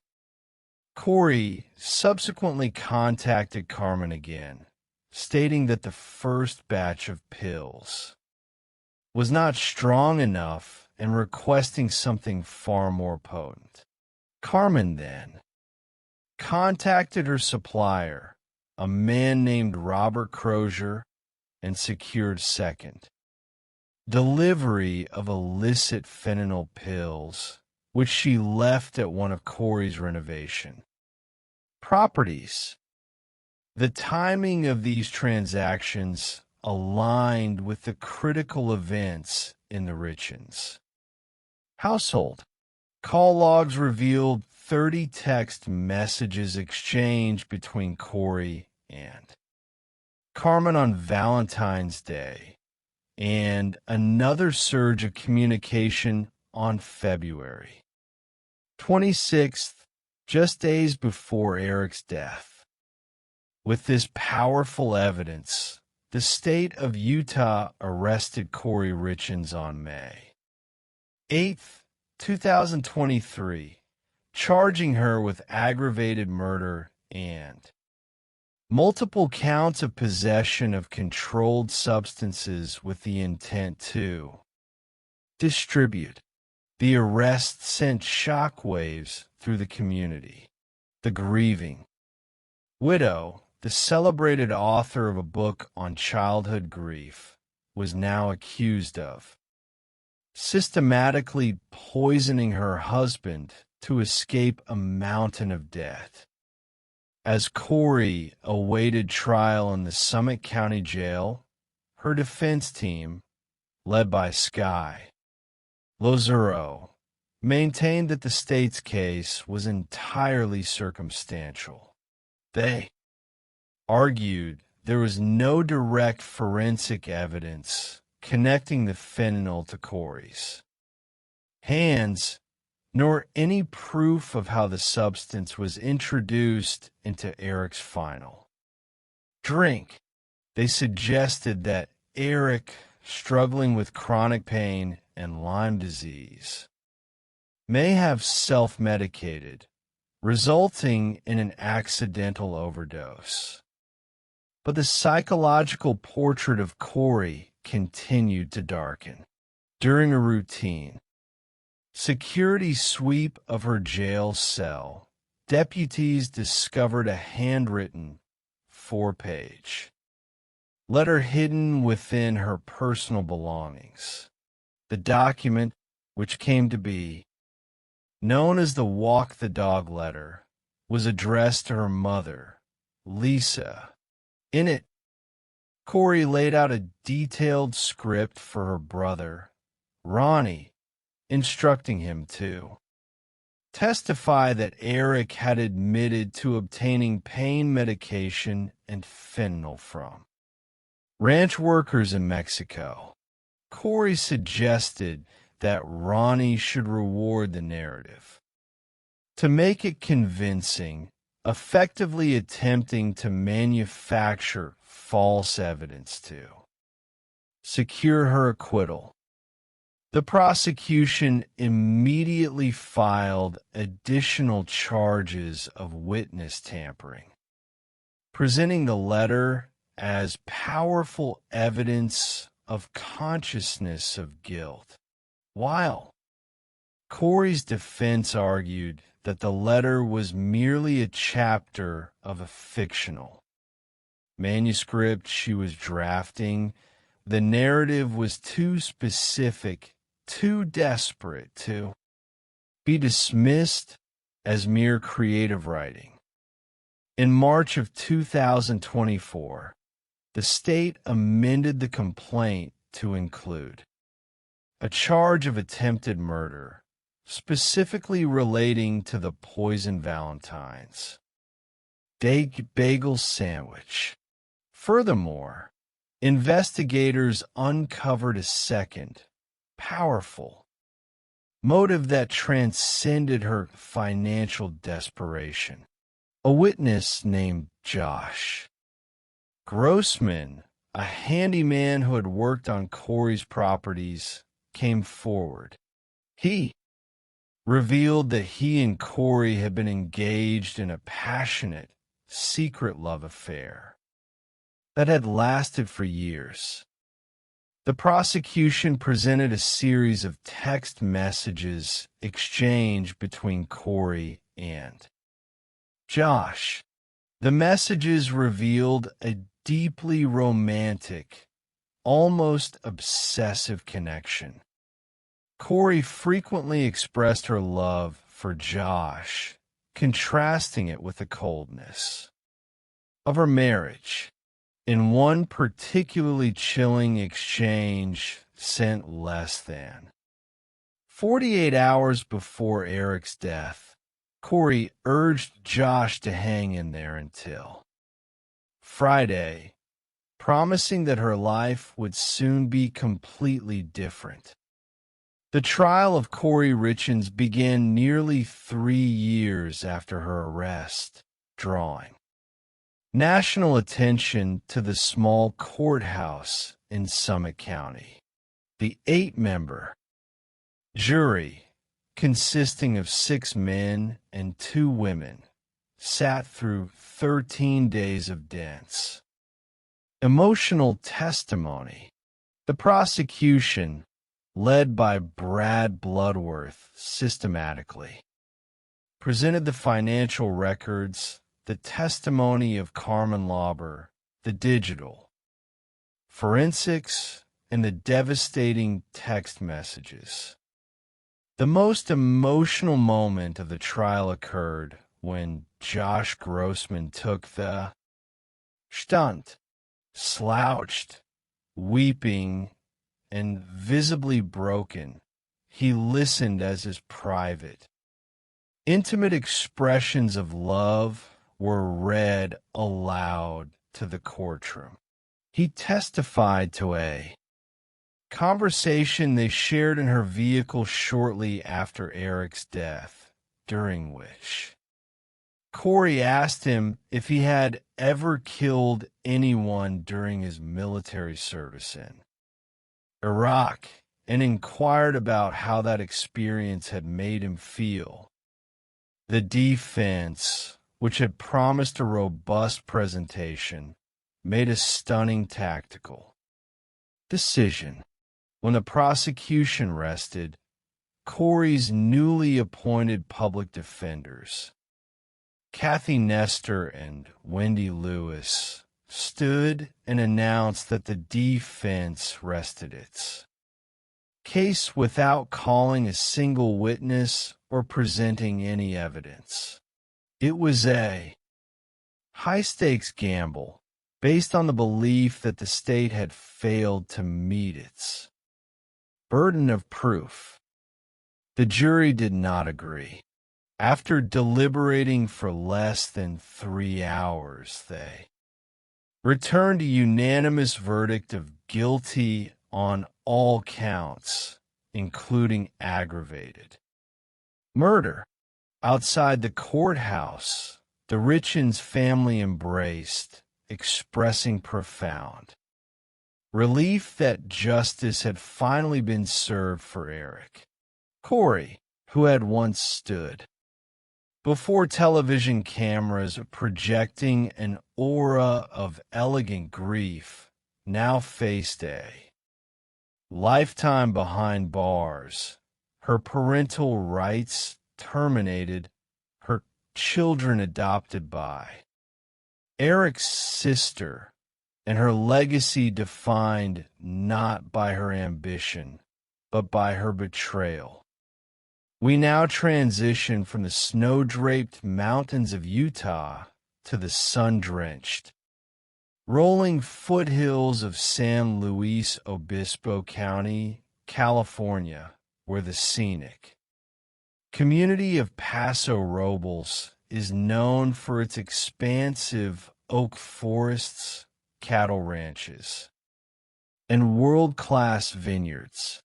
In this picturesque setting, 62-year-old Nancy Woodrum had carved out a peaceful, industrious existence.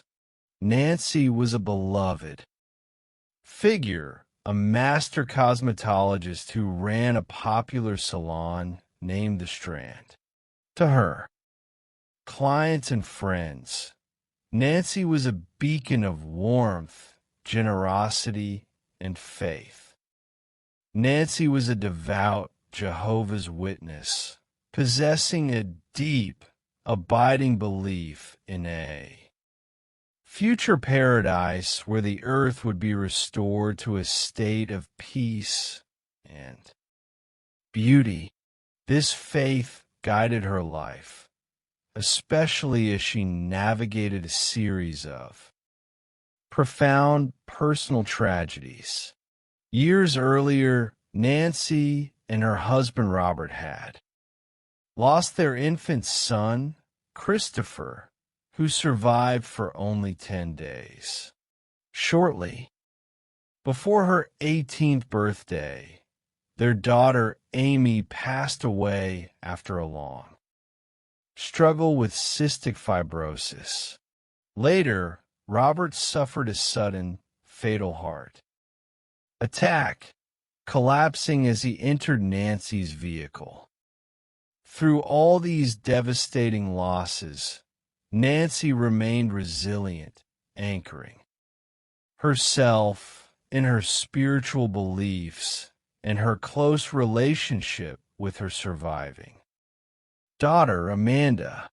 In 2006, Robert and Nancy had purchased a secluded property on El Faro Road, a beautiful estate with a historic 2-story Victorian home and a smaller cottage. After Robert's death, Nancy decided to utilize the main house as a vacation rental, calling it Paradise Ranch, while she resided in the quiet, adjacent cottage. In May of 2018, Nancy was preparing to sell Paradise Ranch. The maintenance of the large property had become too demanding, and she wished to dedicate her remaining years to full-time ministry, sharing her faith with others. To finalize the sale, she hired several local contractors to perform renovations, deck repairs, and painting. On Friday, May 4th, 2018, a large group of more than 20 wedding guests checked into the main Victorian house at Paradise Ranch. The bride, her bridesmaids, and their families had traveled to the area for a vineyard wedding. Nancy welcomed the bride with a warm embrace, introducing herself and explaining that she would be staying in the adjacent cottage if they required any assistance. The following day, Saturday, May 5th, Amanda became alarmed when her mother failed to appear for a scheduled Bible study. Such an absence was entirely uncharacteristic of Nancy, who was meticulous in her commitments. Amanda contacted a neighbor asking her to check on Nancy's cottage. The neighbor's report was chilling. The front door of the cottage was wide open. The television was blaring, but Nancy was nowhere to be found. Amanda rushed to the property, entering her mother's home with a growing sense of dread. The cottage was tidy, with Nancy's purse, car keys, cellular phone, and tablet. Computer resting on a bench near the entryway. Both of her vehicles remained parked outside. However, as Amanda looked closer, she discovered horrifying signs of violence. 2 large, dark bloodstains marred the carpet. Splatter was visible on the walls. Near the headboard of the bed, and her mother's sheets, bedding, and pillows were missing. On a nearby chair, a beige pillow was stained with blood.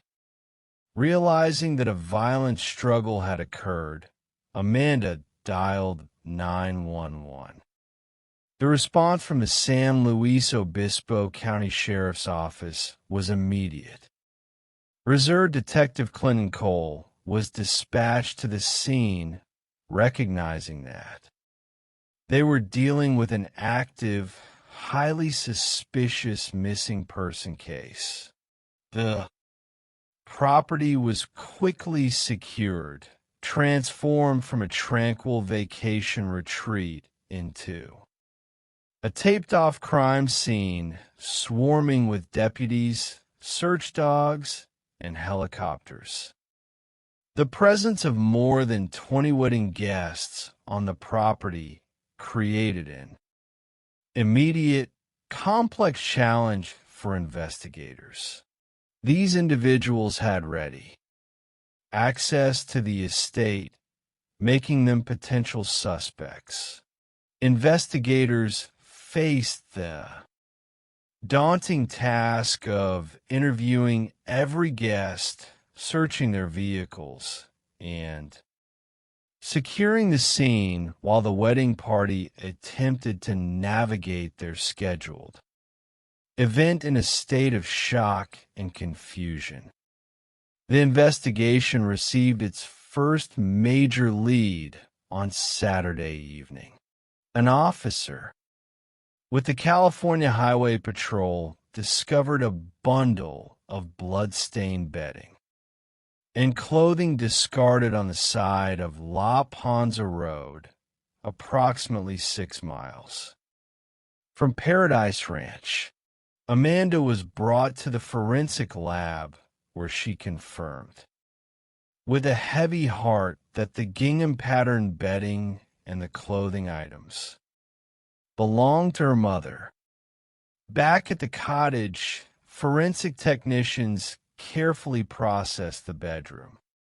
Senior Deputy Janine Degnan climbed a ladder to examine the upper surfaces of the headboard, discovering a faint, partial handprint of blood.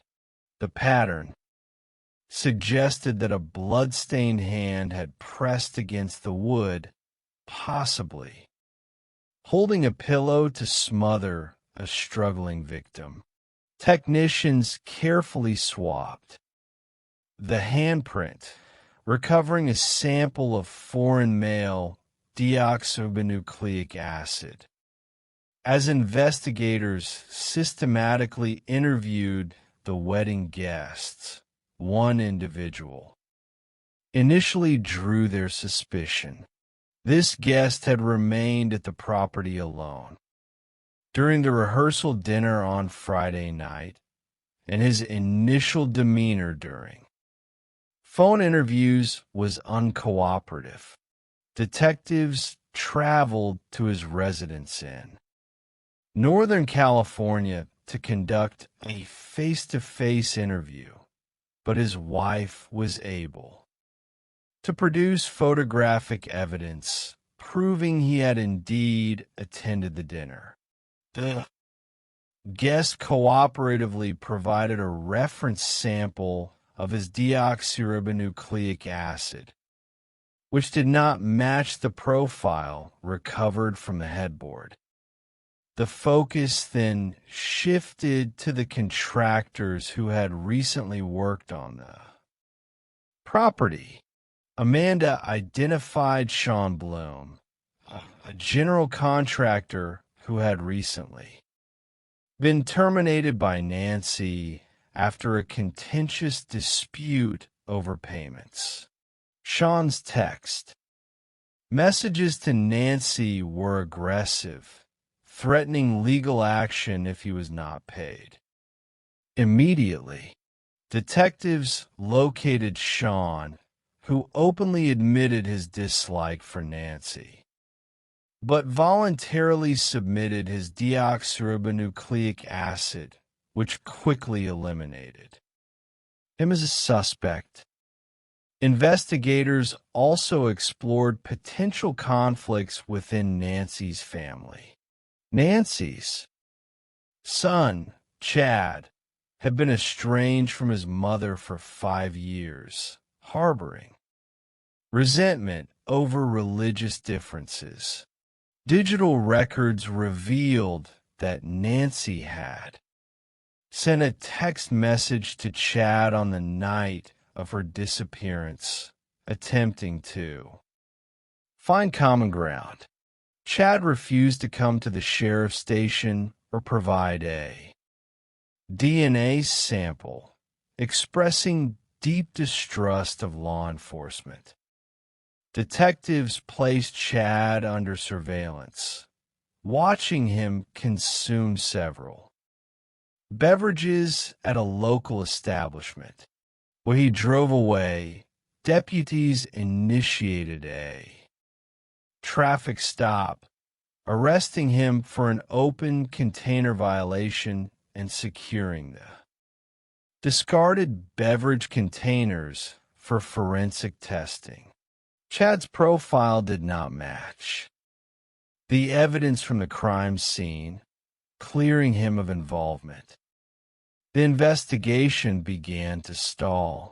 Weeks turned into months, and despite extensive ground searches of the surrounding foothills, riverbeds, and valleys, Nancy remained missing. The public grew increasingly frustrated, accusing the sheriff's office of failing to make progress. In a desperate bid to break the case, detectives decided to utilize a cutting-edge digital investigative tool, a geofence warrant. At the time, this was one of the first instances of a geofence warrant being executed in the state of California. Investigators secured a warrant requiring Google to provide the location data of any mobile devices that were present within a precise virtual perimeter around Nancy's cottage during the critical hours of her disappearance. The timeline had been established by a critical forensic detail. Nancy's phone records revealed an attempted 911 call at 12:17 in the morning on May 5th, a call that was terminated in 0 seconds, suggesting her attacker had seized the device as she tried to summon help. When Google returned the geofence data, investigators systematically mapped the devices. While the majority belonged to the sleeping wedding guests, they identified an anomalous device that had pinged inside Nancy's studio cottage at 1:33 and 1:52 in the morning. Detectives secured a follow-up warrant to obtain the subscriber information for that specific device. The result was a revelation that redirected the entire case. The phone belonged to Carlo Fuentes Flores, a quiet, polite 37-year-old painter who had been working on the renovations at Paradise Ranch.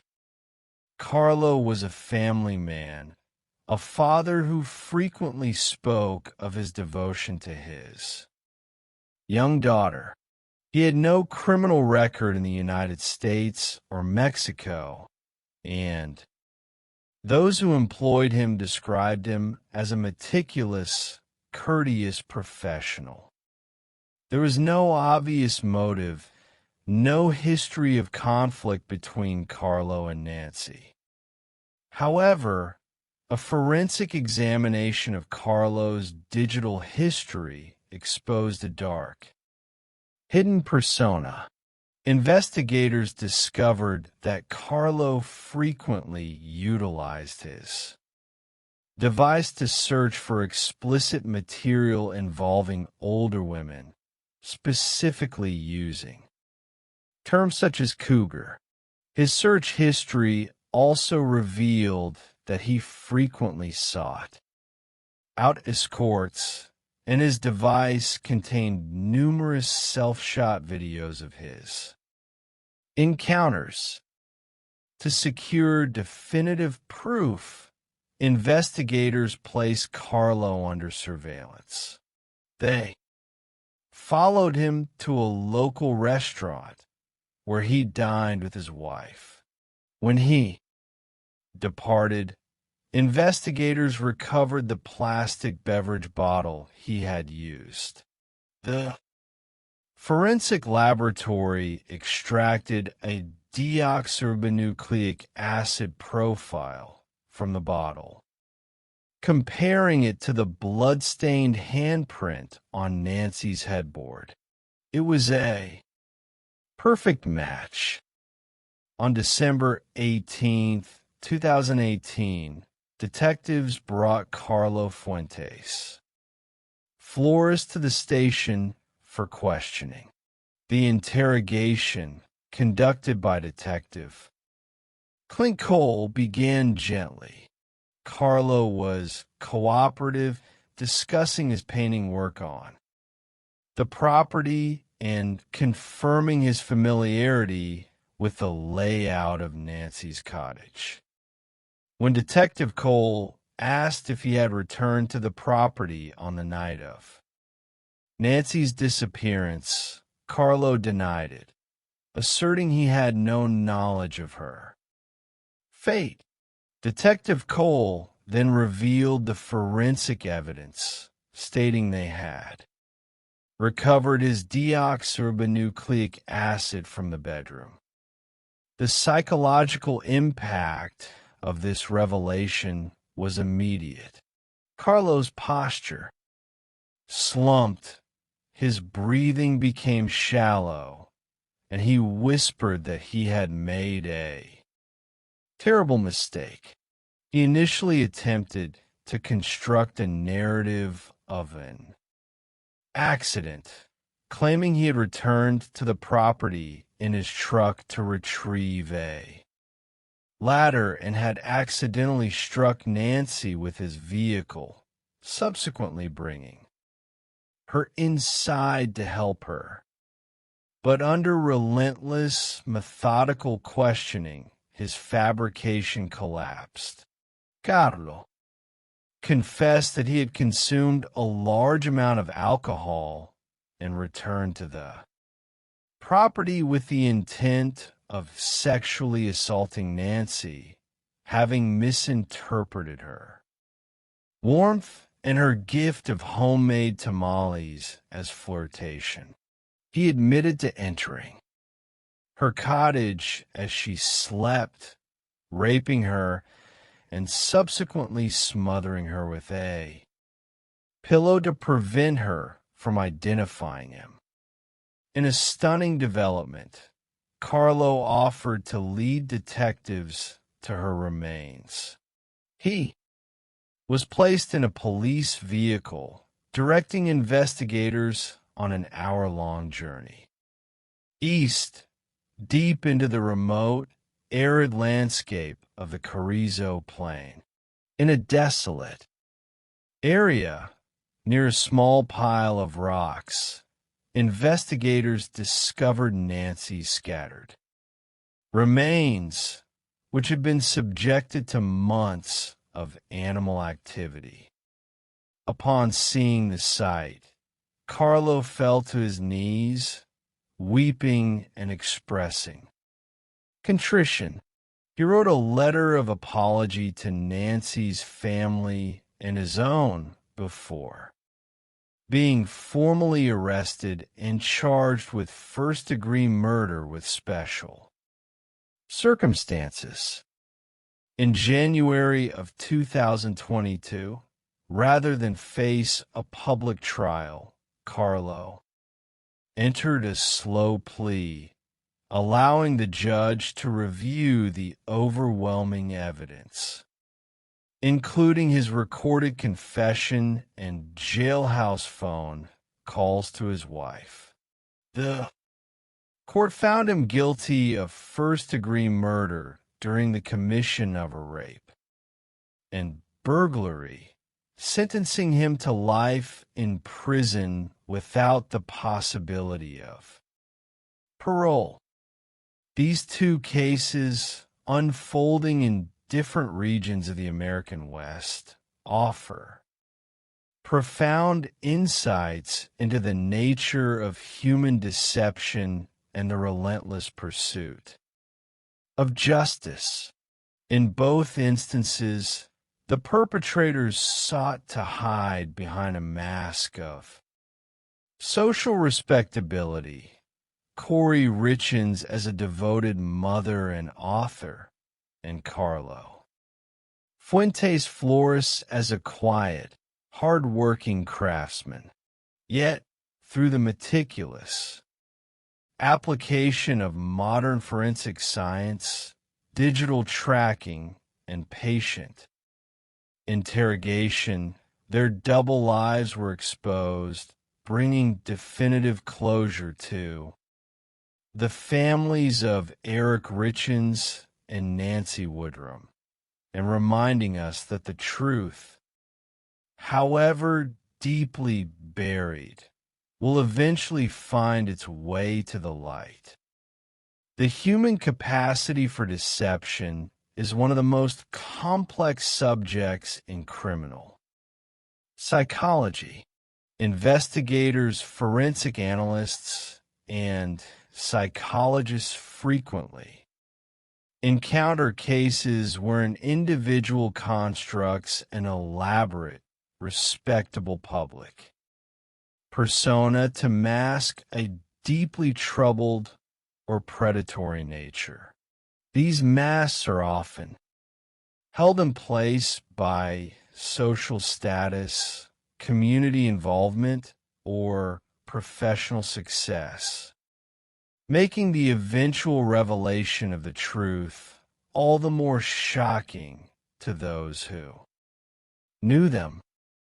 In the field of criminal justice, the unraveling of these deceptive facades requires not only advanced forensic science, but also meticulous, patient, investigative work. By analyzing physical evidence, digital footprints, and behavioral patterns, law enforcement professionals can piece together the true sequence of events, ensuring that justice is served and the memory of the victims is honored. We examined two highly significant cases that illustrate the contrast between a carefully curated public image and a dark, hidden reality. The first case takes us to the mountain communities of Summit County, Utah, where a successful businesswoman and author attempted to use her professional platform and a narrative of grief to conceal a calculated crime. The second case leads to the scenic hills of Paso Robles, California, where a beloved community member vanished from her home, prompting an innovative digital investigation that ultimately exposed a predator living in plain sight. In the picturesque valleys of Summit County, Utah, the communities of Park City and Heber City are known for their beautiful landscapes, affluent neighborhoods, and close-knit social circles. It was here that Corey Richins, an ambitious real estate agent, built her life alongside her husband, Eric Richins. Eric was a highly respected, successful stonemason who owned and operated a thriving million-dollar business named C&E Masonry. He was a dedicated father to their three young sons who were 10, 9, and 6 years old, and was deeply involved in their lives, serving as a youth soccer coach and an active participant in their daily routines. To outward appearances, the Richins family represented the ideal of American prosperity and domestic happiness. They lived in a beautiful home, traveled frequently and were well regarded by their neighbors and friends. Khoury, who had grown up in a hardworking family that moved frequently due to construction. Work had established her own home flipping business, Khoury Richens Realty. She was highly driven, managing multiple renovation projects and striving to achieve the level of wealth she had observed while cleaning the luxury homes of Park City during her youth. However, on the morning of March 4th, 2022, this picture of domestic bliss was permanently shattered at approximately after 3 o'clock. In the morning, Khoury called 911, reporting that her husband was cold to the touch and not breathing. Emergency medical technicians and sheriff deputies were dispatched to the residence in Camas, Utah. Upon their arrival, they found Eric lying on his back on the bedroom floor. Despite the efforts of first responders who utilized a cardiopulmonary resuscitation machine, Eric was officially declared dead at 3:58 in the morning. In the immediate aftermath of the tragedy, Khoury presented herself as a devastated, grieving widow. She explained to the responding officers that she and Eric had been celebrating a major financial milestone for her real estate business earlier that evening. According to her initial statement, they had shared a drink to celebrate the purchase of a property at approximately 9 o'clock in the evening. She further claimed that she had spent the night in her son's bedroom because the child was suffering from night terrors, and when she returned to her own bedroom later that night, she discovered her husband unresponsive. The tragedy took the community by surprise. Eric was 39 years old, highly athletic, and had no known history of serious medical conditions. Initially, first responders and medical professionals speculated that Eric might have suffered a sudden brain aneurysm, a hypothesis that seemed to offer a plausible explanation for the sudden loss of a healthy young man. In the months that followed, Khoury channeled her experience into a new creative endeavor. She wrote and self-published a children's book titled Are You With Me? Designed to help young children navigate the difficult emotions of losing a loved one. The book, written from the perspective of a child wondering if their deceased father was still present in their life, featured touching illustrations of her family and was dedicated to her husband. Khoury embarked on a media campaign to promote the book, appearing on local television programs such as Good Things Utah, and sharing her insights on coping with grief as a mother and a widow. Her public appearances painted a picture of a resilient, compassionate woman who was dedicated to helping others heal from tragedy. Yet behind this public facade of maternal devotion and literary success, a highly complex and contentious legal battle was already unfolding.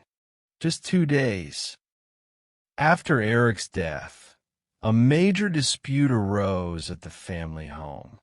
Corey, believing that her husband's will was kept in a safe at the residence, hired a locksmith. To gain access to it, Eric's sister, Amy Richins, was present at the home and vehemently objected to this action. The confrontation escalated, with Amy revealing a closely guarded secret.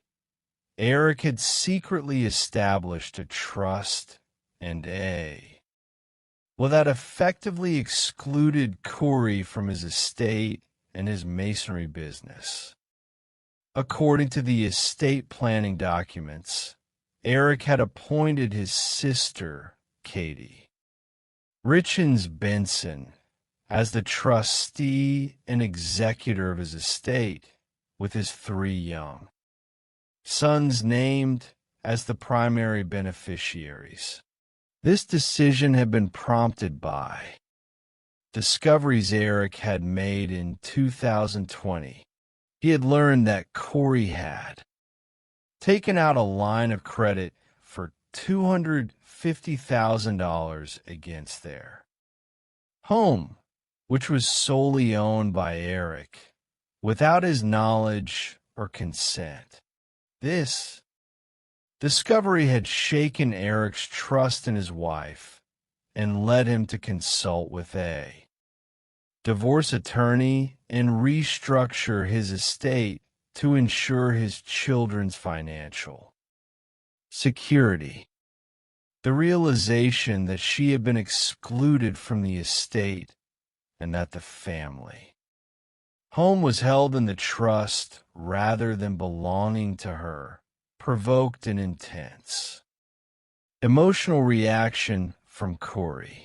The dispute with Amy Richins resulted in physical contact, leading to Corey being charged with assault, to which she eventually entered a plea of no contest. This highly public conflict immediately raised questions among Eric's family and law enforcement investigators regarding the true nature of the Richins' marriage and the potential motives behind Eric's sudden demise. The investigation into Eric's death intensified significantly when the forensic toxicology report was completed. The medical examiner determined that Eric had not died of an aneurysm or any natural cause. Instead, the cause of death was determined to be acute fentanyl intoxication. The toxicology analysis revealed that Eric's system contained over 5 times the lethal dosage of fentanyl. And, crucially, the substance was identified as illicitly manufactured rather than a medical-grade prescription. This revelation transformed the case from a tragic medical mystery into a homicide investigation. Detectives with the Summit County Sheriff's Office began a comprehensive review of Corey's financial records, digital communications, and personal relationships. They quickly discovered that her real estate business, while outwardly successful, was in a state of severe financial distress. Corey had accumulated millions of dollars in debt, utilizing high-interest short-term loans to fund her ambitious renovation projects, including the purchase of a partially completed luxury mansion in Midway, Utah, valued at nearly $3 million. Investigators also learned that Eric's death was not the first time he had suffered a sudden, life-threatening medical episode.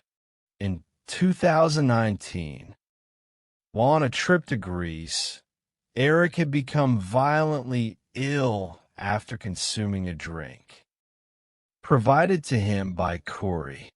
He had contacted his sister, expressing a fear that his wife had attempted to poison him. More recently, on Valentine's Day in 2022, just weeks before his death, Corey had purchased a bagel sandwich for Eric from a local establishment. After taking a single bite of the sandwich, Eric experienced a severe allergic reaction, requiring him to administer his son's epinephrine auto-injector and take antihistamines before falling into a deep sleep. He texted friends afterward, stating that he believed his wife had tried to poison him. To build a comprehensive case, investigators needed to identify the source of the illicit fentanyl that had ended Eric's life. By analyzing Corey's phone records, they identified frequent communications with Carmen Lauber, a woman who had previously worked for Corey's real estate business as a house cleaner. Lauber possessed a criminal record involving narcotics, making her a person of interest.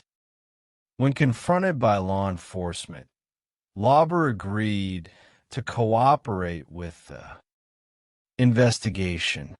She revealed that Corey had contacted her on multiple occasions, requesting strong prescription pain medication for an investor who was allegedly suffering from a back injury. Lauber admitted that she had procured hydrocodone pills and delivered them to Corey in early 2022. Shortly thereafter, Corey contacted her again, asking for something stronger, specifically mentioning fentanyl. Lauber obtained the illicit fentanyl from a local supplier, Robert Crozier, and left the drugs at one of Corey's home renovation properties.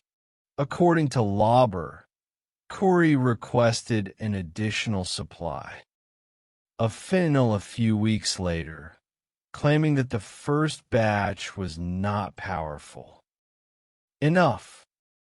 The timing of these drug transactions aligned precisely with the key events leading to Eric's death.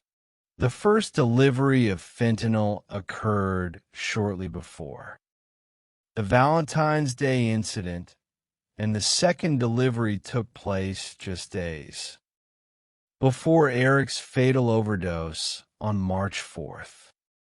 As the financial and toxicological evidence mounted, investigators uncovered another potential motive: Corey's personal life. Phone records reveal that she had been engaged in a long-term extramarital affair with Josh Grossman, a handyman who worked on her properties. The two had exchanged thousands of texts messages expressing deep romantic feelings and discussing a future together. Corey had envisioned a life where she and Grossman would live in the guest house of the Midway Mansion, operating it as a highly profitable event venue.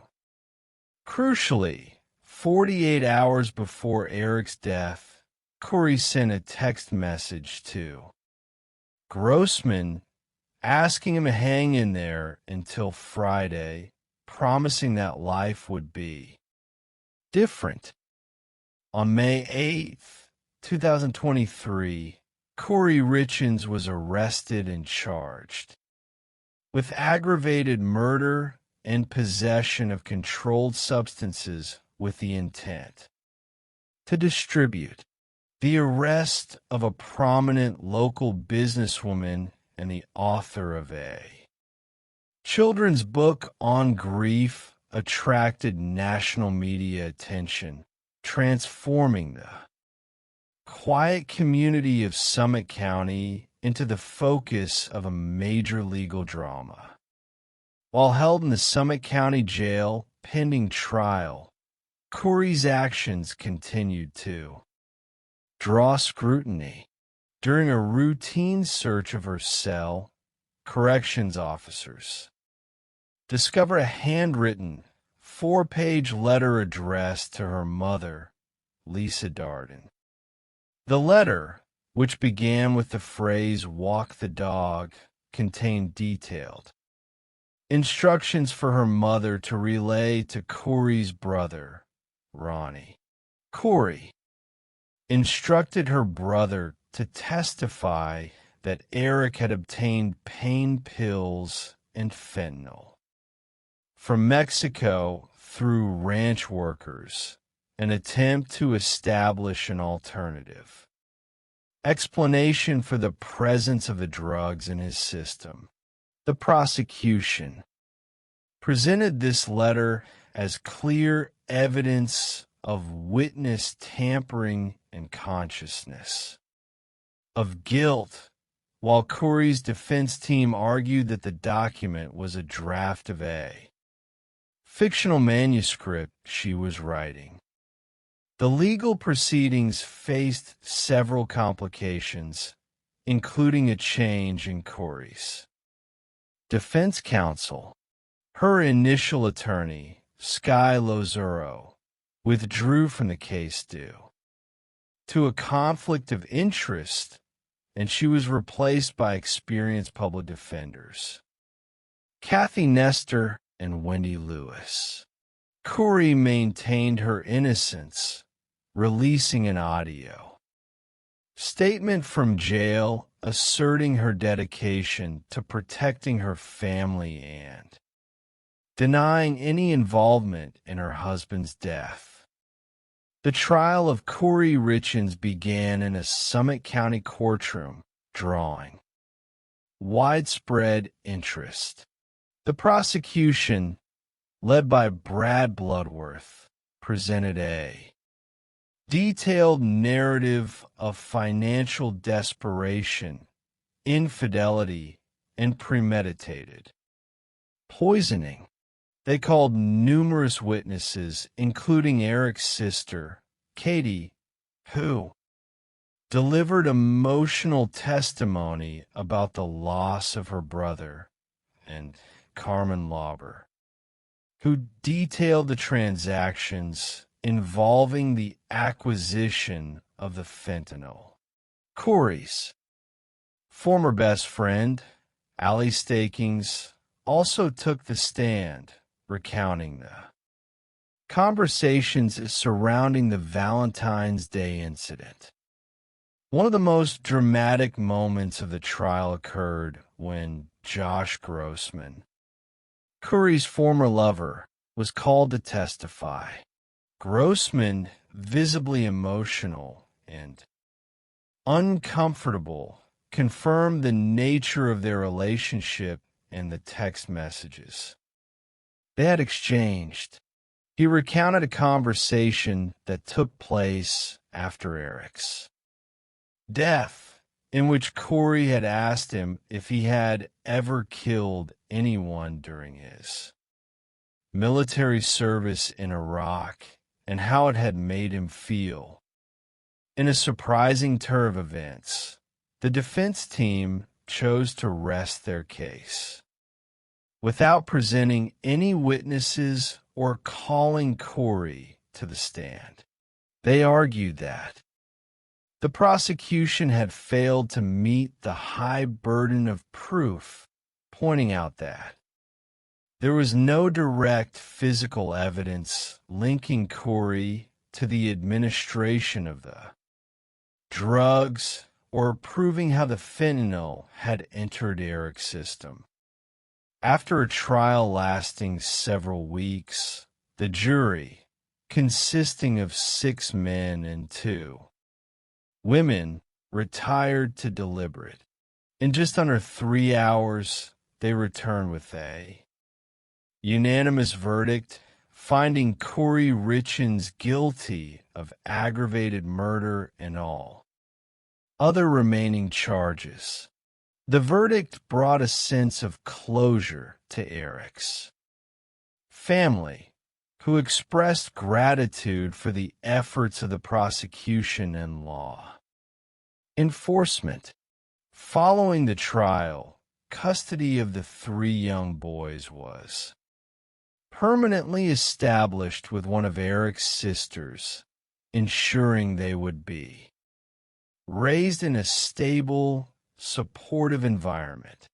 Corey Richins faced a sentence of up to life in prison without the possibility of parole with her sentencing, scheduled for what would have been Eric's 44th birthday. While the community of Summit County processed the resolution of the Richins case, a different but equally compelling investigation had reached its conclusion in the Central Coast region of California. This second case highlighted how innovative digital forensics can solve a baffling disappearance and bring a hidden predator to justice. Paso Robles, California, is a region defined by its natural beauty, characterized by rolling hills, ancient oak trees, and world-renowned vineyards. It is a destination that attracts visitors seeking a quiet, scenic retreat. Within this peaceful setting, Nancy Woodrum, a 62-year-old grandmother and salon owner, lived on her ranch-style property known as Paradise Ranch. Nancy was a deeply respected figure in the community, known for her warm, generous nature and her active involvement as a devout Jehovah's Witness. On Saturday, May 5th, 2018, Nancy failed to appear for a scheduled Bible study, an absence that immediately alarmed her daughter, Amanda. Amanda contacted a neighbor to check on her mother. The neighbor discovered that the front door of Nancy's cottage was wide open. The television was playing loudly, and Nancy was nowhere to be found. Amanda rushed to the property and entered the cottage. Inside, she discovered a scene that suggested a violent struggle. There were significant bloodstains on the carpet, on a pillow, on the headboard of the bed, and blood spatter on the walls. Nancy's purse, keys, cell phone, and vehicles were all left behind, indicating that she had not departed voluntarily. Amanda immediately contacted 911 to report her mother missing. The investigation was assigned to the San Luis Obispo County Sheriff's Office, with senior deputies and detectives, including Clinton Cole, responding to the scene. The timing of the disappearance was particularly challenging, as a wedding party consisting of more than 20 guests was staying at the main house on the Paradise Ranch property. The bride was sleeping in a guest area, separated from Nancy's cottage by a single wall. Despite the proximity of so many people, No one reported hearing any unusual sounds or witnessing anything suspicious on the night Nancy disappeared. Investigators began a meticulous search of the property and the surrounding area. They discovered tire tracks in the driveway and faint scuffle marks on the ground, suggesting a physical altercation had occurred outside the cottage. A major breakthrough occurred later that evening when an officer with the California Highway Patrol discovered bedding and clothing scattered along La Ponza Road, approximately 6 miles from the ranch. Amanda confirmed that these items, which bore significant bloodstains, belonged to her mother, suggesting that Nancy had been wrapped in the bedding and transported from the scene. Initially, detectives faced a daunting task, as the large number of wedding guests represented a pool of potential suspects who had access to the property. Investigators systematically interviewed every guest, obtaining statements and deoxyribonucleic acid samples to rule out their involvement.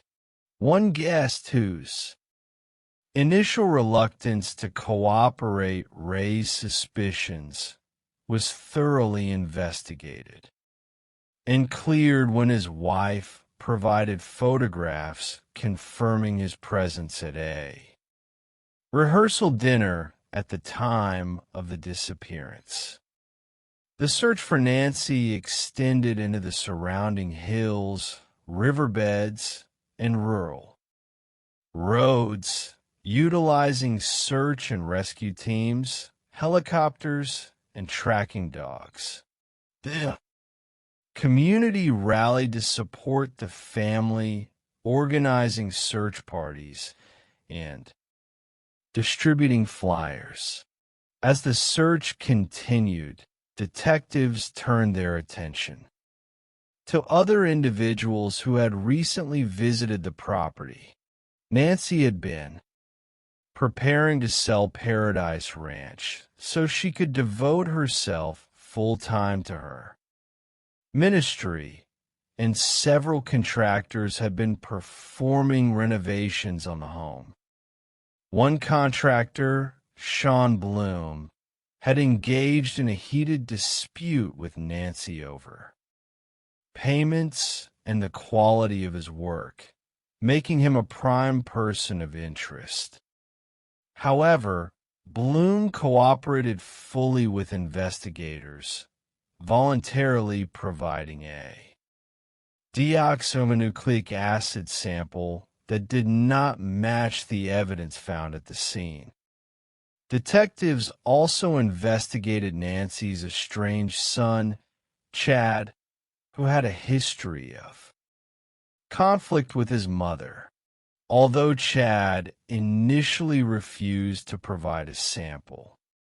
Investigators obtained his deoxyribonucleic acid from discarded beer bottles during a surveillance operation, successfully clearing him as a suspect.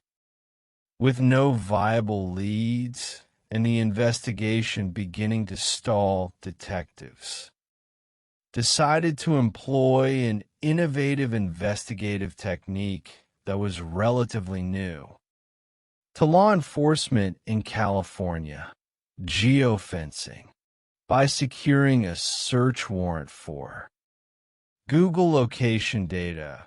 Investigators established a virtual boundary around Nancy's cottage and the surrounding property. They requested data for a specific time window on the night of the disappearance, a timeline established by an interrupted 911 call that had been placed from Nancy's phone at 12. 7:17 in the morning. The geofence results provided a critical piece of information. While the devices of the wedding guests were dormant or silent, a single cellular device was detected pinging inside Nancy's studio at 1:33 and 1:52 in the morning. Investigators wrote an additional search warrant to obtain the subscriber information for this specific device, which led them to a name, Carlo Fuentes Flores. Carlo Fuentes Flores was a local painter who had worked on Nancy's property in the weeks leading up to her disappearance.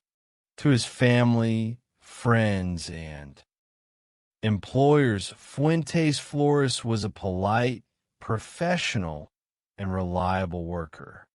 He was a dedicated father who had no criminal record in either the United States or Mexico. However, a forensic examination of his digital history revealed a starkly different aspect of his personality. Investigators discovered that Fuentes Flores had used his device to conduct frequent searches for specific adult content and escorts. They also found numerous self-recorded videos of him engaging in sexual encounters with various women, revealing a secret life that contrasted sharply with his public persona. To confirm their suspicions, detectives initiated surveillance on Fuentes Flores. They followed him to a restaurant where they successfully recovered a plastic beverage bottle he had discarded, the deoxyribonucleic acid extracted from the bottle was compared to the forensic evidence recovered from the bloody pillow in Nancy's bedroom, resulting in a perfect match. On November 18, 2018, detectives brought Fuentes Flores to the sheriff's station for questioning. During the initial phase of the interrogation, Fuentes Flores maintained that he had no involvement in Nancy's disappearance, claiming he had only painted the exterior of the home and had barely interacted with her. Investigators slowly presented the evidence, letting him know that they had tracked his cellular device to the scene and possessed his deoxyribonucleic acid. As the pressure increased, Fuentes Flores's demeanor changed. He admitted that he had returned to the property on the night of the disappearance, but initially claimed that he had accidentally struck Nancy with his vehicle while retrieving a ladder and had taken her inside to help her. Under continued questioning, the implausibility of the accident story became apparent. Fuentes Flores ultimately confessed to the true sequence of events. He admitted that he had driven to Nancy's home with the intent to assault her, believing she had been flirting with him when she offered him food during his work. He entered the cottage, assaulted and raped her, and subsequently suffocated her with a pillow to prevent her from identifying him. In a crucial moment, Fuentes Flores offered to lead investigators to the location where he had hidden Nancy's remains. he directed detectives to a remote, arid area of the Carrizo Plain, nearly an hour's drive from the ranch. There, amidst the vast landscape, investigators discovered Nancy's remains, which had been left in the open and partially scattered by animal activity. Following his confession and the recovery of the victim, Fuentes Flores was arrested and charged with first-degree murder with special circumstances. While held in jail, his recorded phone conversations with his wife, Crystal, further confirmed his guilt as he apologized for his actions and expressed regret for the devastation he had caused. The defense team attempted to suppress the recorded confession, arguing that Fuentes Flores, a native Spanish speaker, had not fully understood his rights, despite having been read his Miranda warnings in English. The judge denied the motion, finding that Fuentes Flores spoke fluent English and had clearly understood the proceedings. In January of 2022, rather than proceeding with a lengthy jury trial, the case was resolved through a slow plea process. The prosecution presented its evidence to the judge, who found Fuentes Flores guilty of first-degree murder with the special circumstance of rape. He was sentenced to life in prison without the possibility of parole. The resolution of these two cases highlights the profound impact of criminal behavior on families and communities, as well as the tireless dedication of the law enforcement professionals who investigate these tragedies. In both Summit County and Paso Robles, investigators refused to allow complex circumstances or deceptive facades to prevent them from uncovering the truth.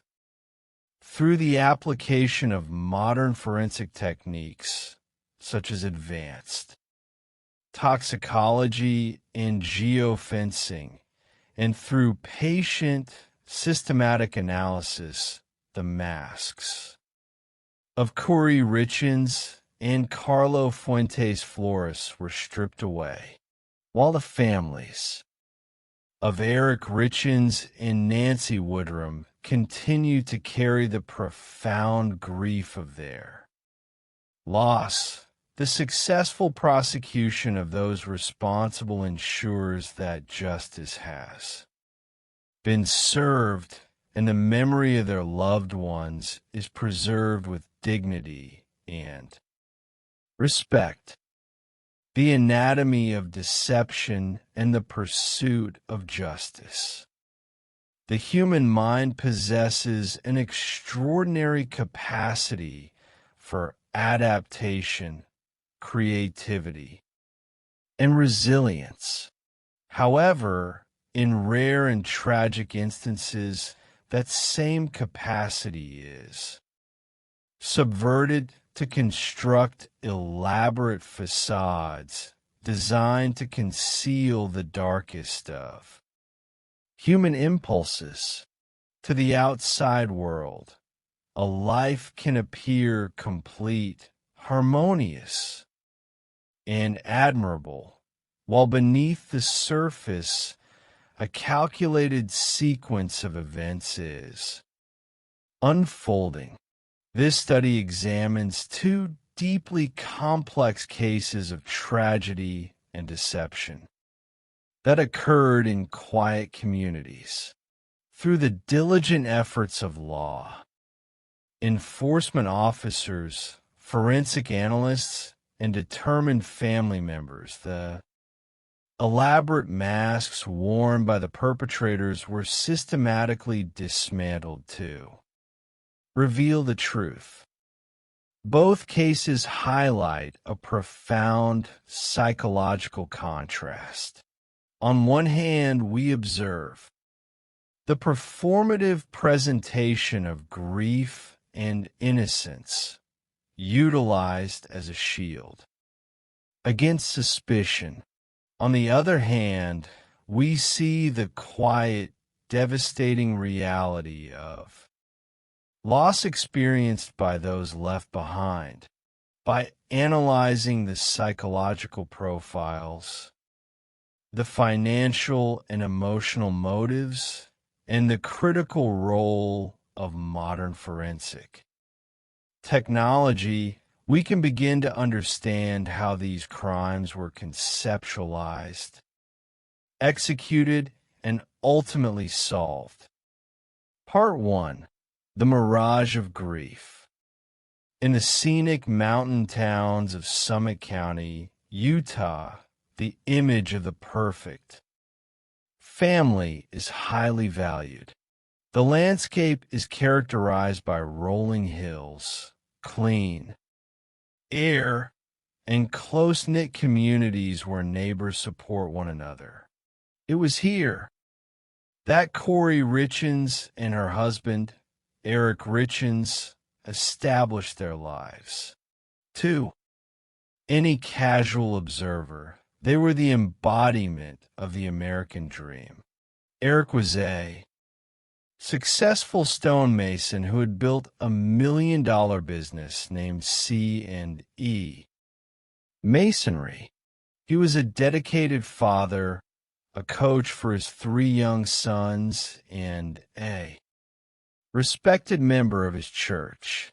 Corey was an ambitious real estate agent and property flipper who managed numerous renovation projects.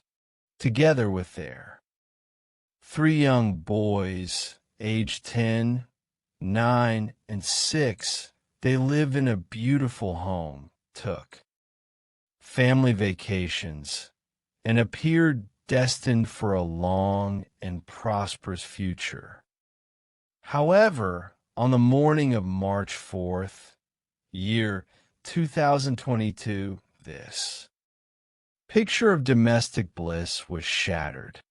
At approximately 3 o'clock in the morning, Corey Richens made a frantic call to the emergency services.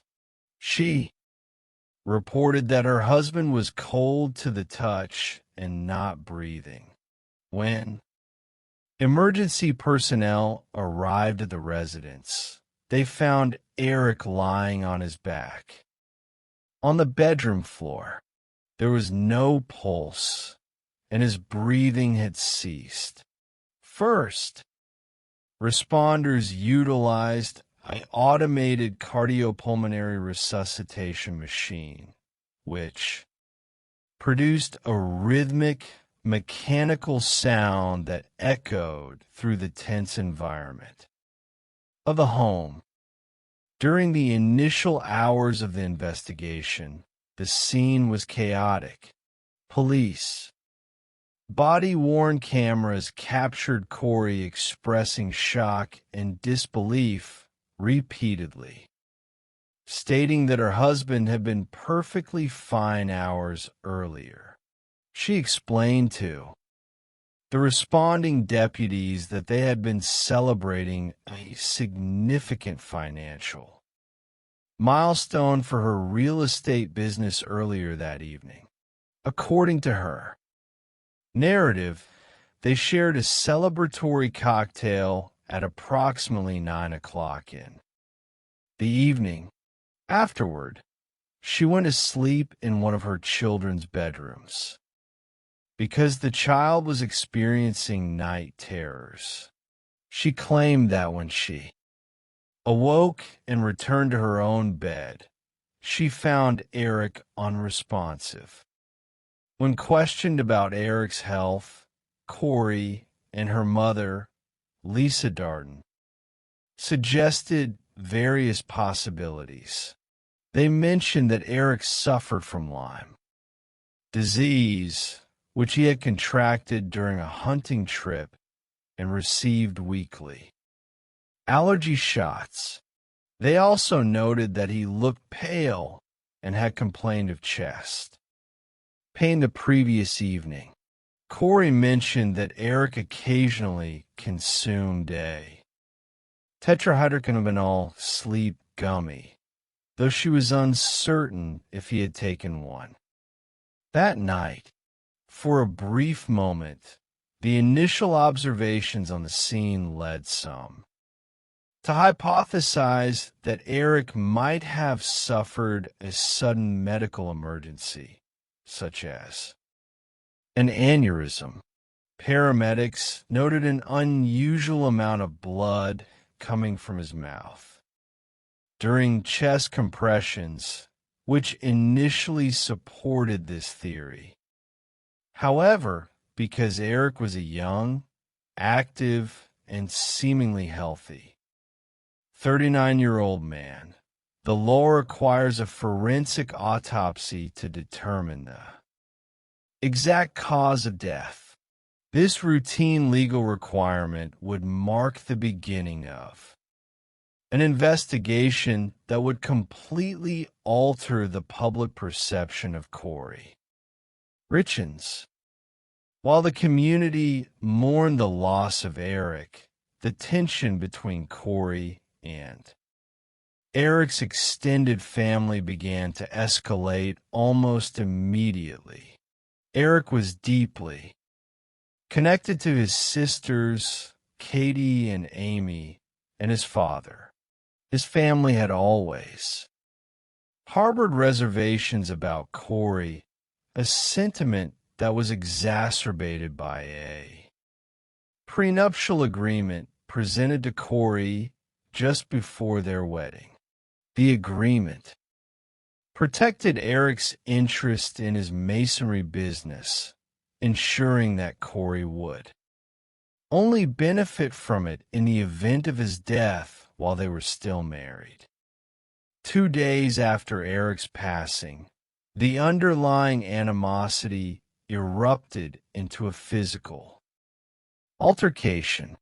Corey, eager to locate Eric's will, summoned a locksmith to open a safe in their home.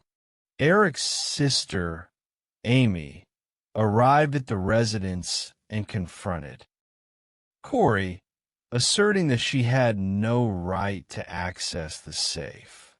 It was during this confrontation that Amy revealed a devastating truth to Corey. Eric had secretly altered his estate planning documents in year 2020. He had established a trust, naming his sister Katie as the trustee and executor, and designating his 3 sons as the primary beneficiaries. The family home had also been placed into the trust, effectively leaving Corey with limited control over Eric's assets.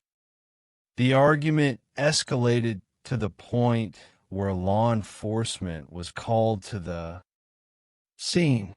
Amy reported that Corey had assaulted her, resulting in Corey being arrested and subsequently pleading no contest to assault charges. This incident exposed a profound divide between the two families, which was glaringly obvious.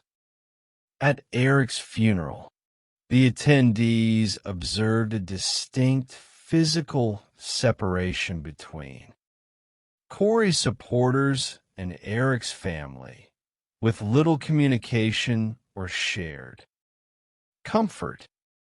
In the months that followed, Corey filed a civil lawsuit against Eric's sister, Katie, to dispute the validity of the trust. To the public, however, Corey began To cultivate a new persona, she presented herself as a grieving widow navigating the difficult path of raising 3 young, traumatized boys.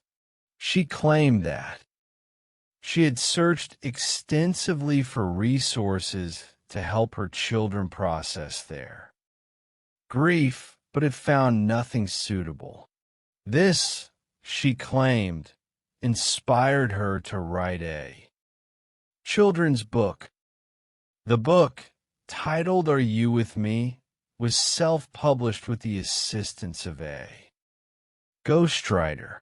It was written from a perspective of a young boy wondering if his deceased father was still present in his life with a father's spirit, responding that he was indeed watching over them. Corey dedicated the book to her late husband, describing him as an amazing partner and father. In March of year 2023, Corey embarked on a media campaign appearing on local television and radio programs to promote the book and discuss the challenges of coping with sudden loss. Her appearances were met with public sympathy as viewers saw a young mother trying to find meaning in a terrible tragedy. Yet, behind the performative displays of maternal devotion and literary success, the criminal investigation was quietly progressing. The turning point came when the toxicology report from Eric's autopsy was completed. The results were startling. The cause of death was determined to be acute drug intoxication, specifically from fentanyl. The forensic testing revealed that Eric had ingested an amount of fentanyl that was 5 times the lethal dosage for an average human. Furthermore, the substance identified was illicitly manufactured fentanyl rather than medical-grade pharmaceutical fentanyl. This crucial detail eliminated the possibility of an accidental prescription overdose. Eric Richens had died from ingesting street-level narcotics, a finding that baffled those who knew him, as Eric had no history of illicit drug use. With the cause of death established as a poisoning, the Summit County Sheriff's Office launched a comprehensive homicide investigation. Detectives obtained search warrants for Corey's home, seizing electronic devices and searching for evidence of narcotics. Although no physical fentanyl was recovered from the residence during the initial searches, the digital forensics would prove to be invaluable. Investigators began to reconstruct Corey's financial situation, uncovering a reality that contrasted sharply with her public image of success. Far from being a prosperous real estate mogul, Corey was facing a catastrophic financial crisis. She was in debt for millions of dollars, largely due to her ambitious acquisition of a partially completed luxury mansion in Midway, Utah. She had purchased the property for nearly $3 million, planning to complete the construction, flip it, and sell it for a substantial profit. To finance this and 15 other renovation projects, Corey had relied on short-term, high-interest loans, commonly referred to as hard money loans. As her debts accumulated, Corey allegedly engaged in a series of fraudulent activities to keep her business afloat. Investigators discovered that in year 2020, Corey had forged Eric's signature to secure a $250,000 line of credit against their family home, which Eric owned. Solely, when Eric discovered this unauthorized loan, it caused a severe rift in their marriage. He consulted a divorce attorney and began the process of restructuring his estate to protect his children, which explained the secret trust that Corey discovered after his death. Although they pursued marriage, counseling, and remained together, the trust had been fundamentally broken. Corey's financial desperation also impacted her personal relationships. Her closest friend, Chelsea Barney, had entrusted Corey with $45,000 as a down payment for her first home, which Corey was supposed to help her purchase.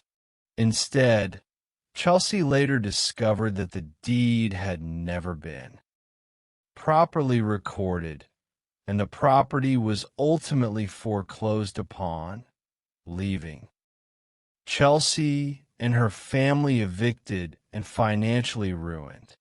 Another family, the Wrights, purchased a remodeled home from Corey, only to discover severe water damage and toxic mold that made their children ill and eventually led to foreclosure and financial distress.